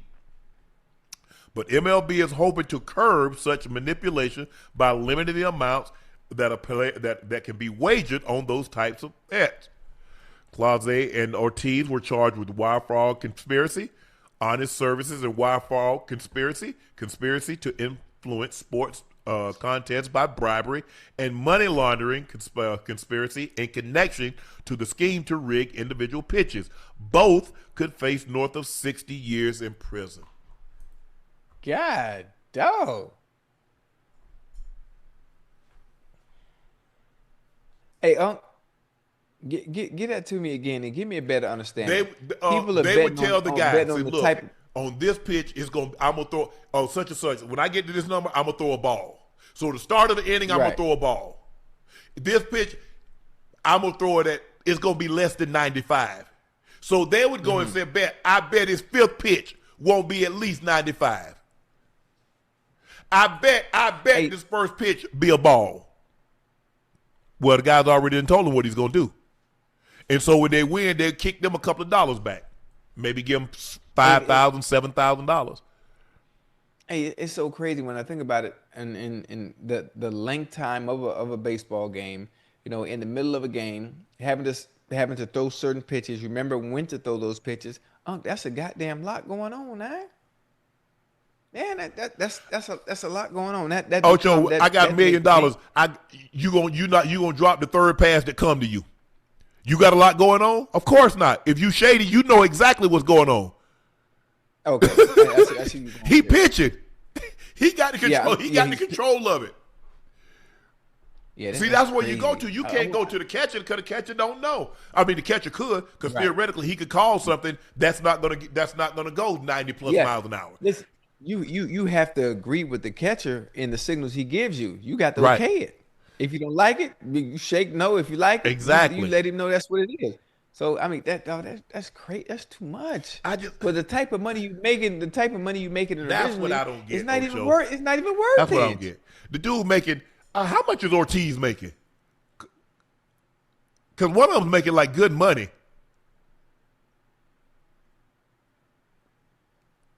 It's not even worth it, man. I don't understand. I don't get that. I don't get it. What about Clase? But he's made. But Ortiz has been in the league for a minute though.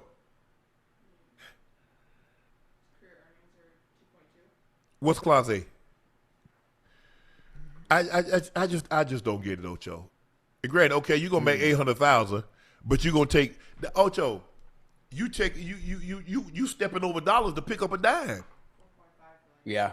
Hey. That's what he's made. I ain't heard that one. Ocho, Clase's salary is $4.5 million.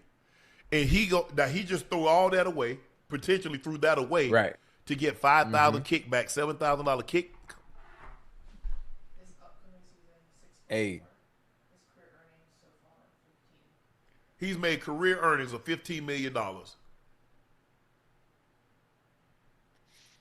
Hey, them career earnings might not be what it is, too, Unc.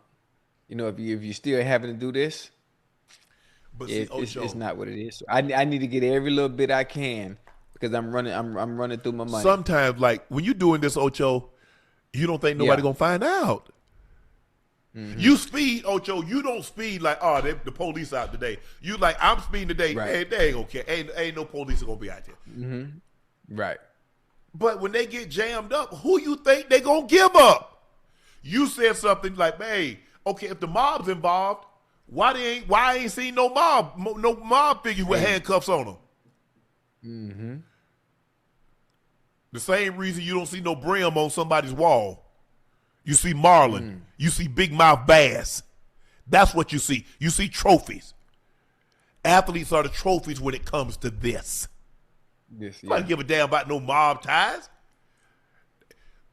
But here's the thing: the problem that you're running into with these leagues is that fans already believe. The fans got to believe what they're watching is on the up and up. Fans more and more. What the fans say? I told you. I knew it. Mm-hmm. All of a sudden, these teams come back from 33. They scored 33 points in the fourth quarter. They scored 20 points in the fourth quarter. This team was down 30 points in the NBA game, and they came all the way back. Right. You don't want to lose public trust. Nah. You don't. Because fans got to believe what they're watching is on the up and up. And if you ever lose that, I don't know how you get it back. But don't. Gonna be hard. It's hard, Ocho. I just don't get these guys. Guys making $6 million, $6 million. I mean, you made $4.5 million last year. About to make $6.5 million this year, and you taking $7,500, $5,000 kickbacks. Oh, Lord have mercy. I just don't get it. Now you face up to 60 years in prison. Potentially gonna be out the league. Being out the league is the least of your damn problems. Right. Stand behind that wall. They seen you where you turn big rocks into little rocks. That was back it over when I was going there and say, all right, they're gonna see you to bust them rocks. Yeah. I just don't get it, man. I don't get it. I just don't get why they would a promising career. Ain't a whole lot of jobs though, Ocho. You can get out there. You're making $750,000. You're making $4.5 million, $5 million. Ain't no whole lot of jobs out there in the real world. It's not ain't a lot of jobs out there. Ain't a lot of jobs out there that's doing that. At all. And granted, baseball season is long. You basically the end of March until end of September if you don't make the playoffs. So that's a long time. Right. But ain't a whole lot of jobs where you can make $5.5, $6 million. I mean, Shohei Ohtani making $70 million in 8 months, 9 months. What they do that at? What they pay that at? Crazy. Yes. So I don't get it. But hey, it is what it is, Ocho. Some things ain't for us to understand. Ocho, the fallout from last season's Luka trade has persisted into the start of the 25-26 season, thanks in large part to the team's 3-7 record. And that might have general manager Nico Harrison on the hot seat. According to NBA reporter Mark Stein, with the Mavericks already in a significant hole when it comes to simply reaching the playoffs, league sources tell me that the rising and virtuous ceaseless negativity that surrounds the franchise is indeed wearing on the troubling ownership. If Dumont eventually concludes that a midstream change is the best course, it's believed that he would be taken not only for his vibe shift potential and as means to try to win back alienated fans, but also based on the premise that the front office executive who conceived the push that widely criticized Luka deal can no longer be the one trying to pilot the organization past it. Now we blame Nico. Everybody knows. Ain't no general manager going to ownership. Yes. I came from up top. Why they trying to he took the fall for it. Thank you. He's the face of it. He know that was their call. How come he can't come out and say nothing? Nah, the same reason Roger Goodell don't say anything with them owners when he take all the blame. He get booed every draft, doesn't he, Ocho? He ain't made not one ruling that them owners hadn't been behind. Yeah, but it's getting ridiculous now. Reports coming out, and when reports like this come out, those reports are coming from somewhere. Yeah. You know, where there's fire, there's smoke. But obviously, we know who creates the goddamn smoke. Where there's smoke, That's there's fire. starting But the yeah, I fire. get what you're saying. Oh, well, I said it backwards. Because obviously, Okay, my if there's bad. fire, there's gonna be smoke. But so obviously, when there's smoke, Okay, there's all fire. right, Yeah, my we bad. get it. Hey, Yeah, you we get it. We know what you meant. We know what you meant, Ocho. Hey, yeah. Hey, you know, hey, listen, Unc, I be talking 100 Yeah, miles yeah, an you hour, do. so I be trying to get it out. But come on, if I was Nico, man, I'd be like, man, listen, I'm sick of this. I'm sick of this. This is something I didn't want to do. This was what y'all wanted to do. I was the face of it. I took it all in, and now the fact that fans are upset. Nothing is working out right now. We're losing as a team. Luke over there cutting up. Cut the fool. He dropped doing- 36 tonight against Charlotte. Hey, he acting a fool, and now y'all want to talk about firing me? Nah, F that. It was your call. It was your call. And hey, I blame everything on management. I'll tell the truth, and I'll drop the mic and resign. Y'all want to keep all this playing around with my integrity and my character. Like this was my call and what I wanted to do. A generational talent. You let a generational, not just know anybody. Yeah, he's transcendent. A franchise-altering player. Luka, you talk about a guy that's a five-time first-team All-NBA selection, All-Star every single year, Rookie of the Year. The problem that you have is that the Lakers are off to such a great start. Luka is doing what Luka does, and you're off to a bad start. Kyrie's not there. Anthony Davis not there. So your team is really not. I mean, what Nico is saying, let's judge me on when we're healthy. We get this team assembled. You still need need a point guard. Cooper Flag is not a point guard. I don't care what just because he can dribble the ball, that don't make him a point guard. He used to having people get him the ball. He's not used to facilitating an offense. Now, it'll be interesting to see when Kyrie comes back, if Kyrie comes back in January, February, if he comes back, what they look like. Right. Excuse me. How soon can AD gets back? But, you know, when look, with AD injury history, even though I get it, Luka caused you some concern. You know, you can worried about his weight getting up and down. I get all that. But given AD injury history, I'd have been very, very hesitant to do this deal. And also because you didn't open it up. You could have got more than Anthony Davis. Okay. I mean, you got Anthony Davis in a pick. Max Christie.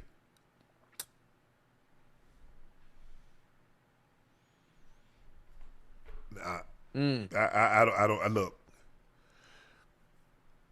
I'm more familiar with the inner workings of a football team than a basketball team. As opposed to basketball, But I've not heard one person say they would have done this deal other than Nico.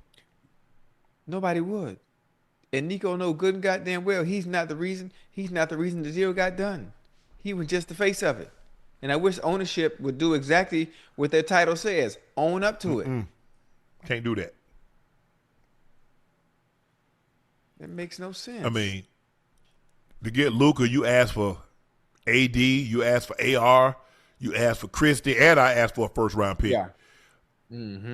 Look at AR. AR was like coming into the this week. He was like the fifth or sixth leading scorer in the NBA. Getting buckets. Getting buckets. Hey, Luka's Luka. Luka's Luka. Let's. But it looks worse and worse by the day. It does. Looks worse and worse by the day. Yeah. Only because they're not healthy though. Kyrie's out, AD's out. But here's the thing: is it going to be too little, too late by the time they get back and get healthy? Probably with the way their season started, with the way the Mavs season started, it probably will be too late. Yeah. And, you know, they say AD put on a little extra weight. I don't know. I mean, he wasn't going to – but I don't get why he did that, Ocho, because he was going to play the 4. He didn't like playing the 5. So now they're going to have Lively playing the 5. They're going to have a Gafford playing the 5. He was going to be the 4. So he didn't really need the extra weight. Now, when we talk about extra weight, we talk about extra weight muscle or extra weight It don't matter. fat? His body Because ain't used to carrying it. Yeah. I mean, Ocho, he ain't in his 20s. anything that AD can got to keep be, him what, healthy. 31, 32? You experiment a little bit of stuff. Normally, when you get older, you take weight off. You don't put weight. You don't put weight on. You try that when you're young. In your 20s, you experiment. Okay, I can play. I need a couple of pounds. I'm gonna bang. But you the 4. Right. You said you didn't like playing the 5. You kept reiterating to the Lakers you wanted them to get a 5. You played your best when they had JaVale with the Lakers. You were at your absolute best when they had JaVale McGee and Dwight Howard playing the 5, and you were the 4 full time. Now, late in the ball game, last 5 minutes of the ball game, you slid to the 5. LeBron slid to the 4 and said, "Let's go." But doesn't make any sense to me. Luka look good. I know it's early. We'll see how Let's see what he looks like in February and March as the season starts to wind, and you on the road for a week or two, 7 to 10 days at a time. We'll see. But right now he looks very, very well, and even when he was, not at his best physically, condition-wise, he's still dropping 30, balling. giving you 33, 34, 35 a night. But it doesn't look good unless Kyrie comes back. And it's still the same Kyrie. AD comes back, and he's the same AD, and Cooper Flag is what they believe he's going to be. This thing could age possibly. I mean, horribly. It really could, Ocho. Oh yeah, absolutely. And the fact, and listen, the owners know it can age horribly. That's why they starting the fire now. It ain't nothing but a little flame right now. Just a little flame. And the more they lose, the bigger it's gonna get. Clay is not shooting the ball well. You hear rumbling they're potentially they're looking for a potential trade partner with him. He's shooting. Damn. He's shooting like 30% from the floor. I think like 18% from 3. Ain't got nobody giving him the ball. Yeah, but he's not used to having the ball in his hands, or creating space off a dribble. Y'all keep in the chat. Y'all do realize LeBron James now is the only player in the NBA that has a no trade. The Lakers can't trade him if they wanted to. He would have to green light anything. There were 2 players that had a no trade, Bradley Beal and LeBron James. So I know now all of a sudden everybody want LeBron to go, trade LeBron, this and that. I get all of that. But unless LeBron wants to leave, now after this season, he's a free agent. But right now you can't do anything. The people in the chat are saying trade LeBron. Trading where? I think probably the only place that he'd be willing to go is Golden State, play with Steph. Getting one more ring, huh? I think that's really the only place I could see him wanting to go that gives him a realistic chance at a championship.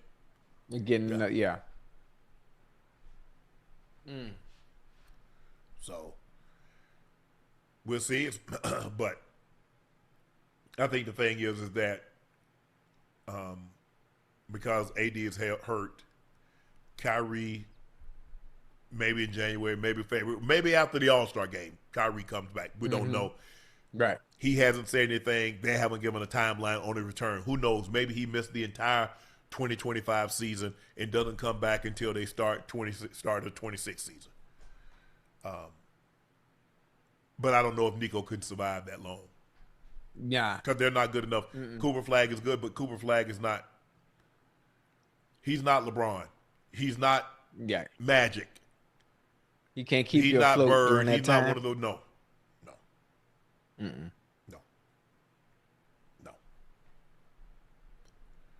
All right, we're going to get out of here on this. It's time for our final segment of the evening. It's time for Q&A. Q&A.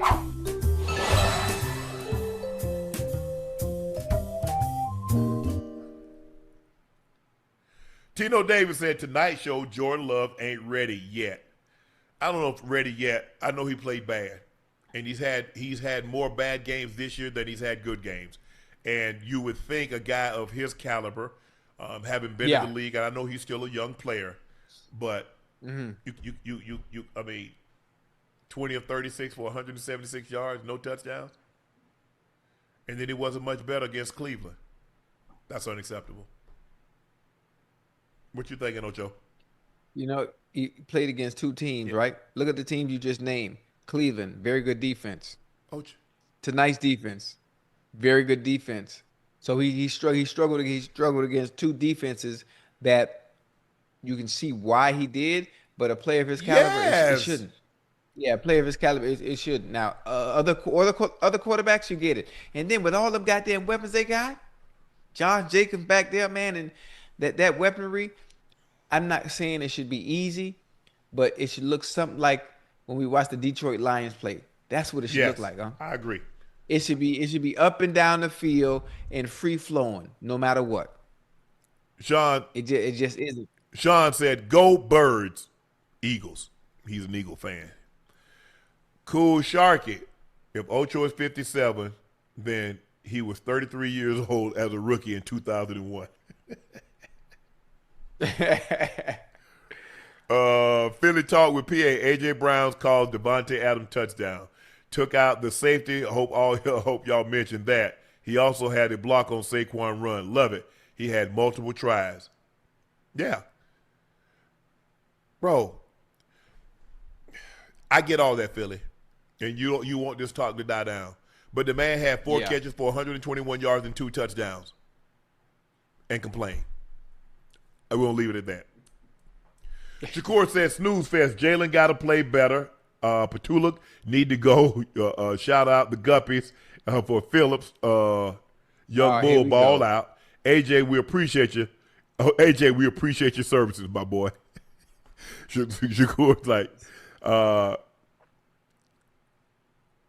he want Petula. He want Jalen to play better. He wants Hurts to play better. He want Petula to go.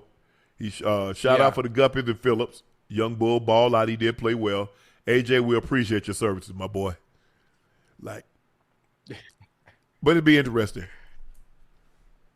because when they move AJ this offseason, everybody, all the Eagles fans gonna say, you know what they gonna say, Ocho? Everybody knew that. That ain't what you do. That ain't what you're saying. You say, you Ocho, y'all just try to stir up trouble. No. The trouble was already brewing. Ain't got nothing to do with Ocho and I. No. Y'all actually think teams be listening to Ocho, me and Ocho. Zarvan said this game is like Unc's last game against the Broncos. Go Birds.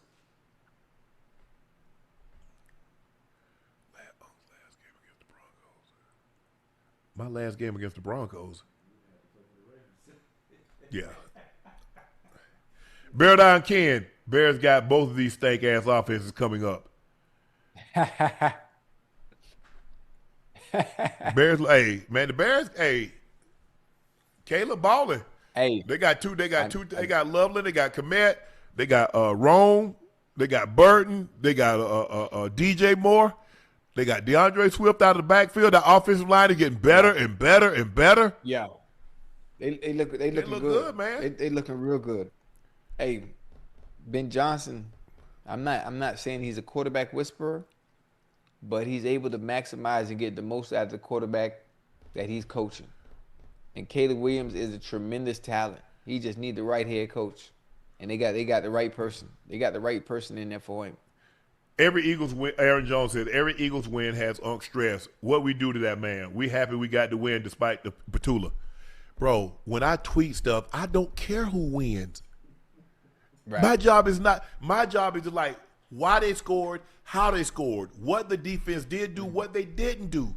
I don't care nothing about no Eagles. I don't. I wish I did. I don't care enough. Fly, Eagles, fly. Yes, but yeah, you won. But that ain't what I had to pay extra to get this game. So I need my money's worth. And 10-7 ain't it. Tim Beard said, I see you couldn't coach. That man was hot. Yep, can't. Because, bro, I shouldn't have to. Look, I get it. Sometimes you do the Ocho, because I remember the special teams. I used to be like, damn, why you got to say this over and over? Because the moment you didn't say something, somebody did something jacked up, and they, man, you ain't tell us. Yeah. Bro, you in the NFL. You a grown-ass man. Man shouldn't have to tell you not to line up off sides. Yeah. Man shouldn't have to tell you can't hit somebody in the back. Damn. True Infamous 73, if the Seahawks play the Eagles in the playoffs, Seahawks will put belt to ass on them. Be a good matchup. Because, man, Seattle's defense, man, I'm telling you, they're different. Very good. And they was playing without 4 starters last night, Ocho. Go ahead. Yeah, they scoring 30 a game. They scoring 30 a game. It was 35-0 in the second quarter. Yeah. Like, this is real life. This ain't a video game. We ain't at the park playing throw-up tackle. You scoring 30, 35 points in the second quarter of an NFL game against other players that are supposed to be the 1%ers in the world. Come on, man. Yusuf Alamin, let's talk about Matt LaFleur's play calling. No. Let's talk about Jordan Love stinking it up. That man literally pulled his pants down and took a dump on the field on Monday night on national television. And y'all talk about the play calling? Y'all saw those damn receivers running open. Y'all see him do that bull jive and fumble the ball? Come on, Chad. Y'all better than that, man. Stop putting when a guy plays well, stop looking to put blame on someone else. Call it like you see it. Yes, sir. He played bad. Because when Jordan Love is balling, y'all don't mention nothing about Matt LaFleur and the play call. Y'all say he balled out. Don't mention nothing about the calls. But the moment he stank it up, it's somebody else's fault.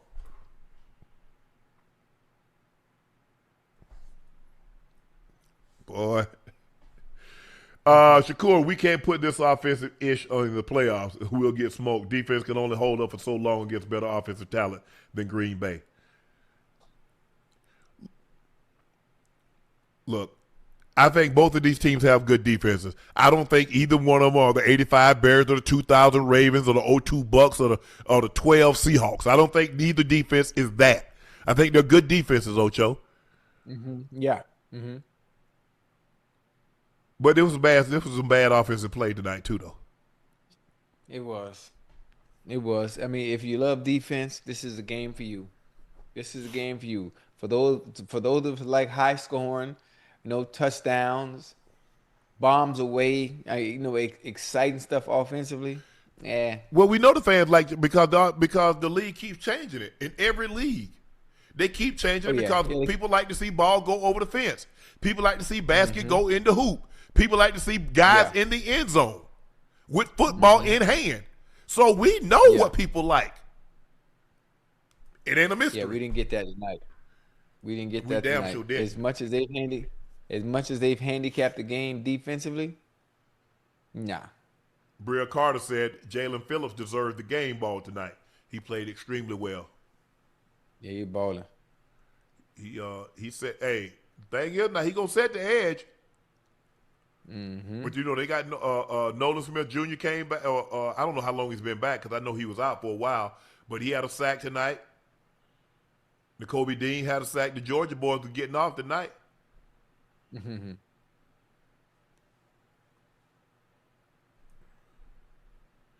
Dark Barn, Unc and Ocho, what are the chances that the Giants go after Bill Belichick as their next head coach since the UNC experiment isn't going as well? Look, we know they have a very hold on.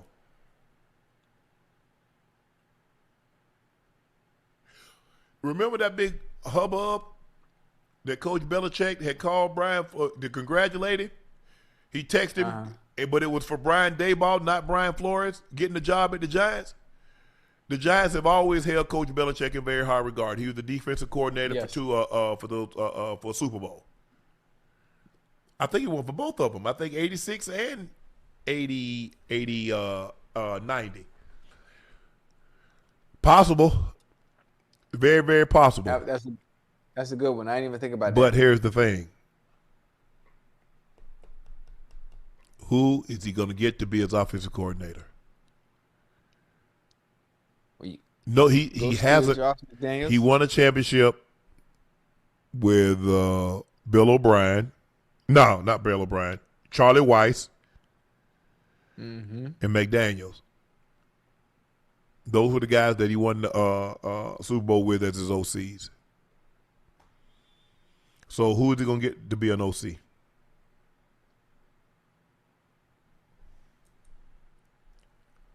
Bill O'Brien. You got to think. Bill O'Brien, he's Bill at Boston College. I don't know for how much longer because they've been good and terrible this year. Yeah, I mean, Bill O'Brien was our offensive coordinator that year. Where we y'all, what you mean, y'all? Were you with the Dolphins? Were you the Guppies or you with the Bengals? Chad, y'all heard that? I was with the Bengals. Chad, did you hear what he just said?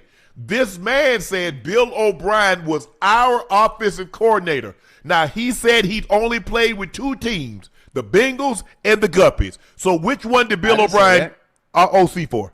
I said I didn't do anything. No. Chad, what did you say? I can play back what you said. Do I need to play back what you said? No, I'm just telling you who the offensive coordinator was when they lost. No. It wasn't when they. You said when we. So where was we? Where were we? When they okay, lost where to were when we? They lost to the Giants. Huh? I don't even speak French. That's what I know. You said Bill O'Brien. Chat, y'all heard this man said. I said Bill O'Brien was their. No, that's not what you said. You said Bill O'Brien was Bowl. which means I was there. And now I'm trying to figure out. There. Cincinnati did not play in the Super Bowl while you was there. Miami hasn't been to the Super Bowl. You was probably about 5 or 6 years old last time they went to the Super Bowl. No, when it went last time they went to the Super Bowl, I was 16. You was 6, which was 1984 because you was born in 78. You was 6. Now I'm just trying to figure out how. I'm just trying to figure out how it goes from our. Because Bill O'Brien has never coached for Cincinnati. He's never coached for the Guppies. So I'm just confused, Ocho. You can pardon me for being, I mean, I was in New England for 1 year. Oh. Yeah, but you notice same way you was in Baltimore, but I did. Hey, listen, I didn't do anything there. Therefore, that's not a part of. I just happened to be there. You just happened to be. You just happened to be in Baltimore. I led the team in receiving. That's how Big Play Shea was born. Oh well. I didn't. No. I'm not finna let Chad. Y'all see what he tried to do? He tried to come down. See, he didn't like his experience in New England. He was to be just. I didn't say I didn't like anything. I said I didn't do anything when I was there. I kept it real simple. Whoa. I don't understand how that's impacted me in my experience in Baltimore because it was great. I mean, had a great time. Y'all defense was great. Ocho. That's it. Your defense. They don't take units to the Super Bowl. They take teams. I was on that team. Right. Yeah. See.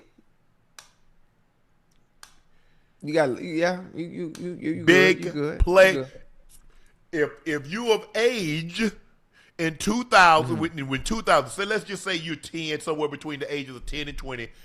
At 2000, when 2000 hit, they know who Big Play Shea is. Big Play Shea. Joe, can you give me the shoes, Joy? Have the shoes up there. Hey, Joe, have the shoes up there. Have the shoes up there. Those over here. Okay.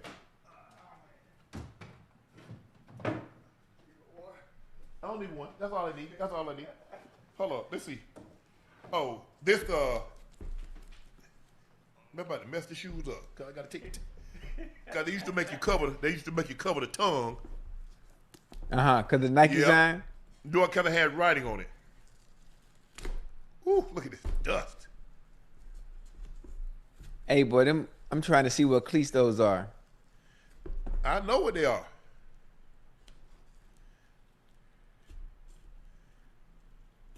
I'm gonna zoom in right quick. You weren't running no routes with them things though. Can y'all see that? Joy, can they get? They look kind of. What'd that say? What'd that say? You'll see what it says. Big Play Shea. These 20-year-old shoes. So this Shea. You just a man called him. No, they gave me that name. Big Play Shea, huh? Why your goddamn shoestrings tied so goddamn tight? Ocho, how you tied the shoe up, Ocho? Well, goddamn, you ain't gonna loosen it up? No, I ain't finna put my foot back in it. No, I'm not gonna loosen it. No, I'm not gonna loosen it up. Hey, but hey, you what? Hey, I ain't even tied my shoes up. Damn. I mean, it was damn. Your shit was tied tight. Jesus. You see that? These are the shoes I caught my 800 career reception. Okay. You see them? That's them 4.52s. Yeah, that's all you need.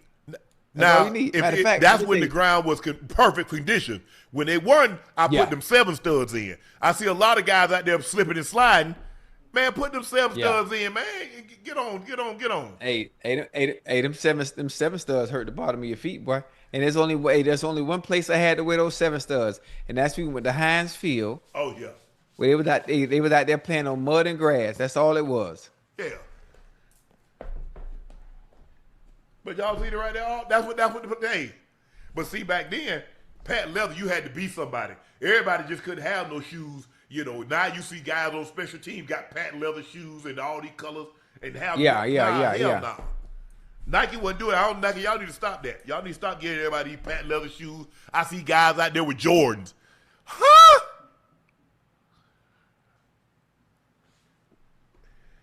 Hey. Damn, man, this shoe 2 decades old. I'm surprised that what's still on there.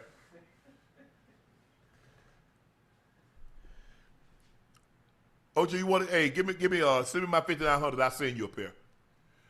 No, I don't need none here. Hey, listen. I have no memorabilia at all. Don't want none. When football is over, I'm done with that. No, I ain't done. I got to leave something for the kids. Well, they gonna probably sell it, but yeah, he made it. They gonna probably sell it. Roger Ward said, "What's up, Unc and Ocho? I'm a newly rated IFR pilot. Okay, and newly engaged man as well. Can you give my fiance Saria and I shout out any marriage advice? Hold on. Yes, Roger, Saria, happy early wedding. You guys will be great together. She's you a pilot. What kind of pilot? What's the FRI pilot? I don't know. What's the initials for that? FRI pilot. Yeah, I like that. IFR. That sound cool. International flight. It's a pilot who's qualified to fly under instrument flight rules. Oh, okay. So he can be a pilot. So that means he can fly an airplane. Oh, okay. Yes, but Roger, Saria, congratulations on the engagement. Hopefully you guys have many, many years of blissful, happy, peaceful marriage. And any advice, bro? Work as hard to keep her as you did to get her. That's my advice. Hayden Miller, Cowboys dub either way tonight. It's gonna be look. The one thing the Cowboys normally can do is put points on the board. Yeah. The question is, they normally allow the other team to put more points than they score on the board. That's the problem. But hey, that's gonna be a great matchup. George Pickens, CeeDee Lamb, Mitchell, DeJean. But all I'm doing is my third receiver, whoever Jackson is on, that's who I'm throwing the ball to. You got to eat. That's who I'm force feeding them the ball. Base for Zion Charity. Cliff did not fit the NFC East philosophically. He's too shotgun pass happy to succeed in NFL for real. Too shotgun pass happy. I mean, everyone runs shotgun right now. How many times? The only time you see Jalen on the center is in the tush push. Yeah, everybody that has a goddamn mobile quarterback. That's a dual threat. But that's the NFL now. That's the NFL. That's the way it is. I do think he's gonna get an opportunity though. Joseph Strong, Ocho roll call. I can troubleshoot that camera for you, man. I can help you from where I'm at. Just want to see your camera quality go from 480p to 4K. Yeah. Hey, hold on. I mean, let me go to my. I'm using my laptop camera. Let me try it. Let me go to my 4K real quick. Watch this. Oh Well, it's been great talking to you. Thank you for watching for another episode of Nightcap. I'm going to my 4K right now. Hold on. There you go, right there. I don't know, Ocho. You see, Chad, does this 4K look like my 4K? Yeah, it does. You just got more lighting. No, actually, it's about the same. It's Chad, what y'all think? I look. Hey, you know what? You know what I like too, Unc? You know what I like too? I love when the camera is acting right, but it just seemed like the camera only gave me maybe an hour of time, and then it goes out. So I got frustrated and just went on back down to using my laptop camera, right? So I need to rectify the situation. The man said he can help you out, Ocho. All right, listen, hey, people say a lot of things, Unc. People say a lot of things. Yeah. But listen to me. Just take the camera. Take where you went to the camera store. Take that camera that's malfunctioning and get it fixed. I did that, that's what I did. I went there. The Geek Squad couldn't figure it out. The goddamn people at AV Photo, whatever. Hey, I know Jordan would probably know. You know how you walk in a Dick's Sporting Goods? Yeah. Yeah. That place was like a Dick's Sporting Goods, but for cameras. They had all type of stuff I ain't never seen before. They couldn't figure out why the adapter, the HDMI, wasn't registering and finding my camera in my laptop. I bought a new camera, brand new camera, bought a brand new laptop. It still wasn't working right. So I don't know what the problem is, but I'm just allowing the people to see my beautiful face in 4K right now. And yeah, when I just think about it, I belong on the cover of GQ. Even at 57, like the bone structure, the just I don't know, man. But go ahead. Zarvan says Cowboys, I guess, will make the playoffs when Jerry passes. Go Birds. Well, it ain't looking promising this year, but hey, we're going to see if they can string together some victories. They were on the bye week. The tragic passing of Marshawn Nealon. Maybe that galvanizes this team, bring these guys closer together, and they have something to play for more than themselves. Gracie Q say, hi, Unc and Ocho. I'm a Packers fan. The play calling is bad. Do you think LaFleur should let someone else call the plays? No. No. Let me ask you a question. Was the playing bad? Yeah. So did Jordan Love play bad? Because, see, my thing is, I don't have a problem if you say play calling is bad, is that when Jordan Love is playing good, you say the play calling is good. But I've never heard anybody say that. When Romeo Dobbs caught those 3 touchdowns, y'all ain't mentioned nothing about play call. Y'all like Romeo Dobbs, that guy. Wherefore thought Romeo. That's what all I heard. When Jordan Love was dealing, y'all like, oh, yeah, we got this is the second coming of Aaron Rodgers. Jordan Love played bad tonight. Yeah. He played bad. It's okay to say that. And guess what? His receivers didn't help him holler a whole lot. That pass he threw, that deep ball he threw to Christian Watson, Ocho, you can't throw that ball in the field. You got to throw that ball to the sideline. Mm-hmm. You got to go over the top. You got a guy over the top, and you got a guy over knee. You got to run him to the sideline. Oh, Lord. Shakur said, Unc crashing out on Ocho. Carl, what's going on? Nah, I ain't crashing on Ocho. I just know the Pittsburgh Steelers going to put something on their ass the weekend. So you don't believe that? You don't? Not the way they looked last night. Somebody said 2 things can be true. No, that was last but y'all night. Ain't mentioned. Yeah, 2 things can be true. Play calling can be bad, but that ain't what y'all said. Ain't nobody put, hey, Jordan Love played bad and the play calling was bad. All y'all said was the play calling. So what about the receivers dropping the passes? So what was that on, play calling or what? What about they can't get lined up? Who is that on? That's the play calling, right? So you can't even get lined up to see what the play was going to be. They had a long pass, but it was an illegal formation. Remember? They did this. They had that long pass, illegal formation. Y'all remember that? So what that the play? Oh, that was the play call, right? Boy, y'all be shifting that blame. Y'all don't want to hold these players accountable. Sawyer Carlson, Ocho, your quarterback can't help you on the bench. Why aren't you keeping the same energy with Burrow? Yeah, he's great, but he's not playing. He ain't. Well, he's not playing, and Joe Flacco was doing a great job. And won't. The person filling in for him that came from Cleveland that they didn't want has come in and still put up numbers. What happened to Brother Browning, though? Brother Browning. Oh, I mean, shoot, he wasn't getting it done, huh? Hey, he would turn that thing over crazy, bro. We weren't gonna have no chance to win. I mean, we weren't gonna have no chance to compete, let alone win. Nope, you weren't. Couldn't happen to a nicer team.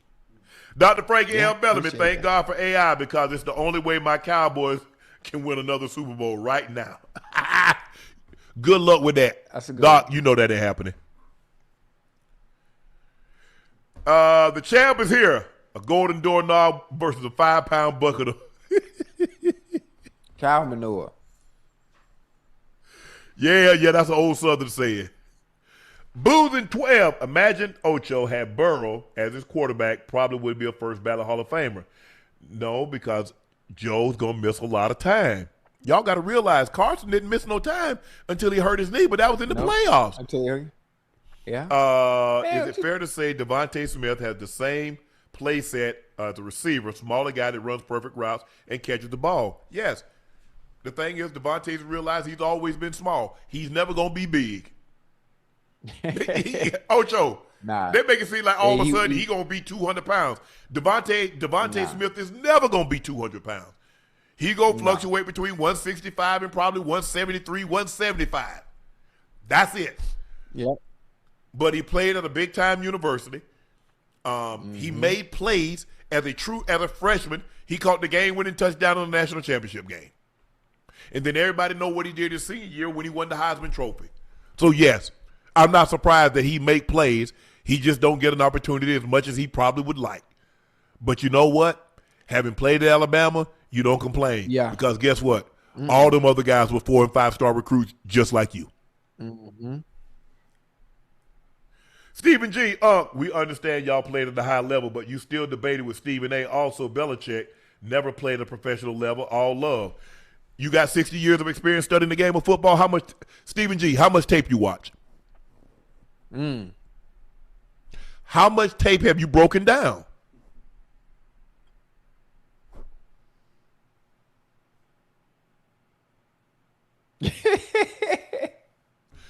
Stephen A. has argued a point. Y'all try to argue that y'all know more football. Stephen A. is quick to say, I didn't play the game. But let me ask you this. I didn't play the game. What about that?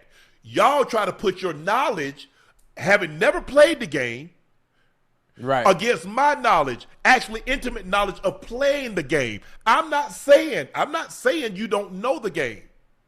And I know you're going to say, when you start studying as much tape as Mina Kimes, if you break tape down like Mina Kimes, you and I can have a discussion. I'll debate Mina Kimes. I'm not debating you guys because y'all don't break down tape.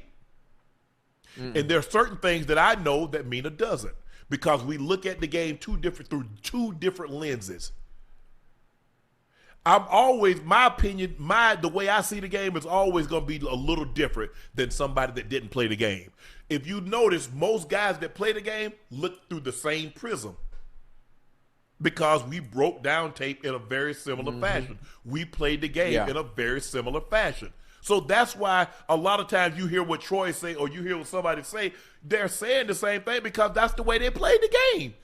Tony will break down the game and you hear Tony say a lot of things that Troy would say. That's just the way it is. I'm not saying that you don't know, but y'all try to say, well, and then when I say you something, Captain, I'll say something and you guys will say that's obvious. Well, why didn't you say it? No, but y'all quick, like I said, Coach Belichick never played. So how many years you guys studying the game of football? That's what I want to know. Stephen G, hop back in the trad. I just want to know how many years you broke down tape, you broke down players, you called plays, how many years you guys studying? Yeah, they're crooked.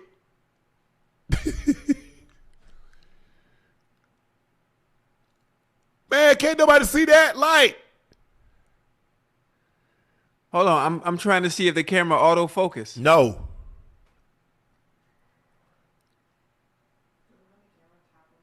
Huh? Nah, just let it go. Damn, my bad. Sammy Livingston, has A.J. Brown lost a step? No, I thought Jalen Brown, look, Jalen throws a great deep ball, but I thought he put too much air up under and he left it inside. You got to put that ball, put that ball over his outside shoulder. outside shoulder. That's sick. That's Ocho, six. let me ask you a question. When y'all throw the deep ball, what was y'all looking? Because I was 42-4. 42 yards down the field, 4 yards from the sideline. So when y'all deep ball, what was it? 40-4, 44-4? What was you guys? You know what? I don't remember the exact numbers, but the ball always hit. No matter how fast you were, the ball always hit at the same place every goddamn time. I don't remember what the numbers were. I know exactly what you're talking about though. Because that's where, if you notice, you see guys with the trash cans way down there at a spot, they're trying to throw the ball in the trash can because that's where the ball's supposed to land on the go ball. So I was 42 yards deep, 4 yards from the sideline. Yeah, you got to hold that red line too.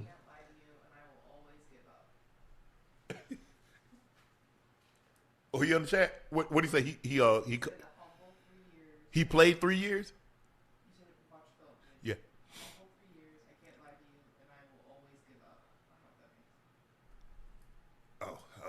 So you were, so you the equivalent of Coach Belichick. Coach Belichick, think about it. Coach Belichick started in the film room.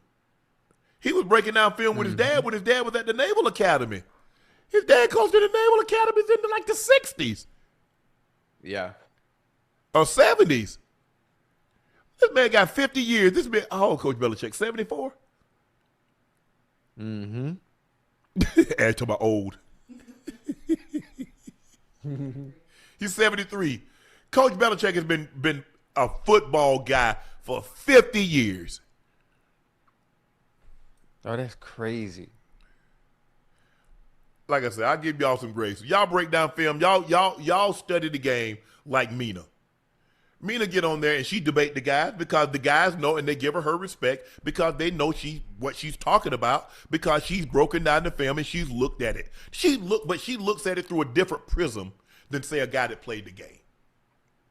She does. That doesn't mean that she doesn't know what she's talking about because she does. But we just see things. Ocho and I see things differently than somebody that just watches the game for fun. Because I can't. Even when I'm watching basketball, I'm constantly analyzing where they get the ball at, the dunker spot, pin down, flare up, nail. I'm looking at all that. I can't enjoy the game because I'm like, damn, man, you know from that. But you know what? I just let it go. But I thank you guys for watching Nightcap. Again, the Packers lose to the Philadelphia Eagles by the score of 10-7. The Eagles move to 7-2. The Packers fall to 5-3-1. Thank you guys for watching another episode of Nightcap. I'm your favorite Unc, Shannon Sharpe, and that is my partner and co-host. That's Liberty City's own Bengals Ring of Fame honoree, a Madden ratings adjuster, a former Pro Bowler and an All-Pro. That's Chad Ochocinco Johnson. Please make sure you hit that subscribe button. Please make sure you hit the like button and go subscribe to the Nightcap podcast feed wherever you get your podcast from. We'd like to thank each and every one of you for your eyes, ears, and word of mouth. Thanks to you, Nightcap has become such a sensation, and only because of you we'll continue to grow and continue to rise. So thank you again for your support. Make sure you check out Shea by La Portier. Just head over to laportiercognac.com to order you a bottle if you can't find it in a city or a state near you. We're coming to New York and the New Jersey area next week, so be on the lookout. Hopefully we're coming to a locale near and dear to you, and you can come out, say hello to your favorite Unc, and get you a bottle of Shea by La Portier signed. But if you cannot find it, order it online. We'll ship it directly to you. It's the best tasting premium VSOP cognac on the market. Please drink responsibly and stay safe. Go follow my media company, Shay Media, on all of its platforms, and my clothing company, 84, with 84 being spelled out. That link is pinned in the chat. So, guys, again, thank you guys for joining us as the Philadelphia Eagles run their record to 7-2. Thanks to a 10-7 victory over the Green Bay Packers, the Packers fall to 5-3-1.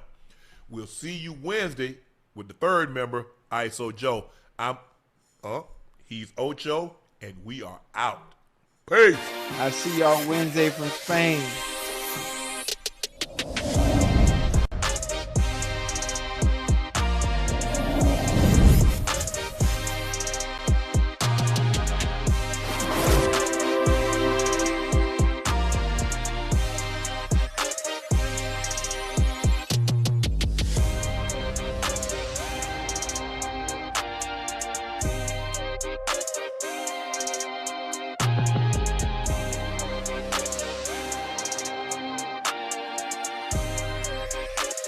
Bye.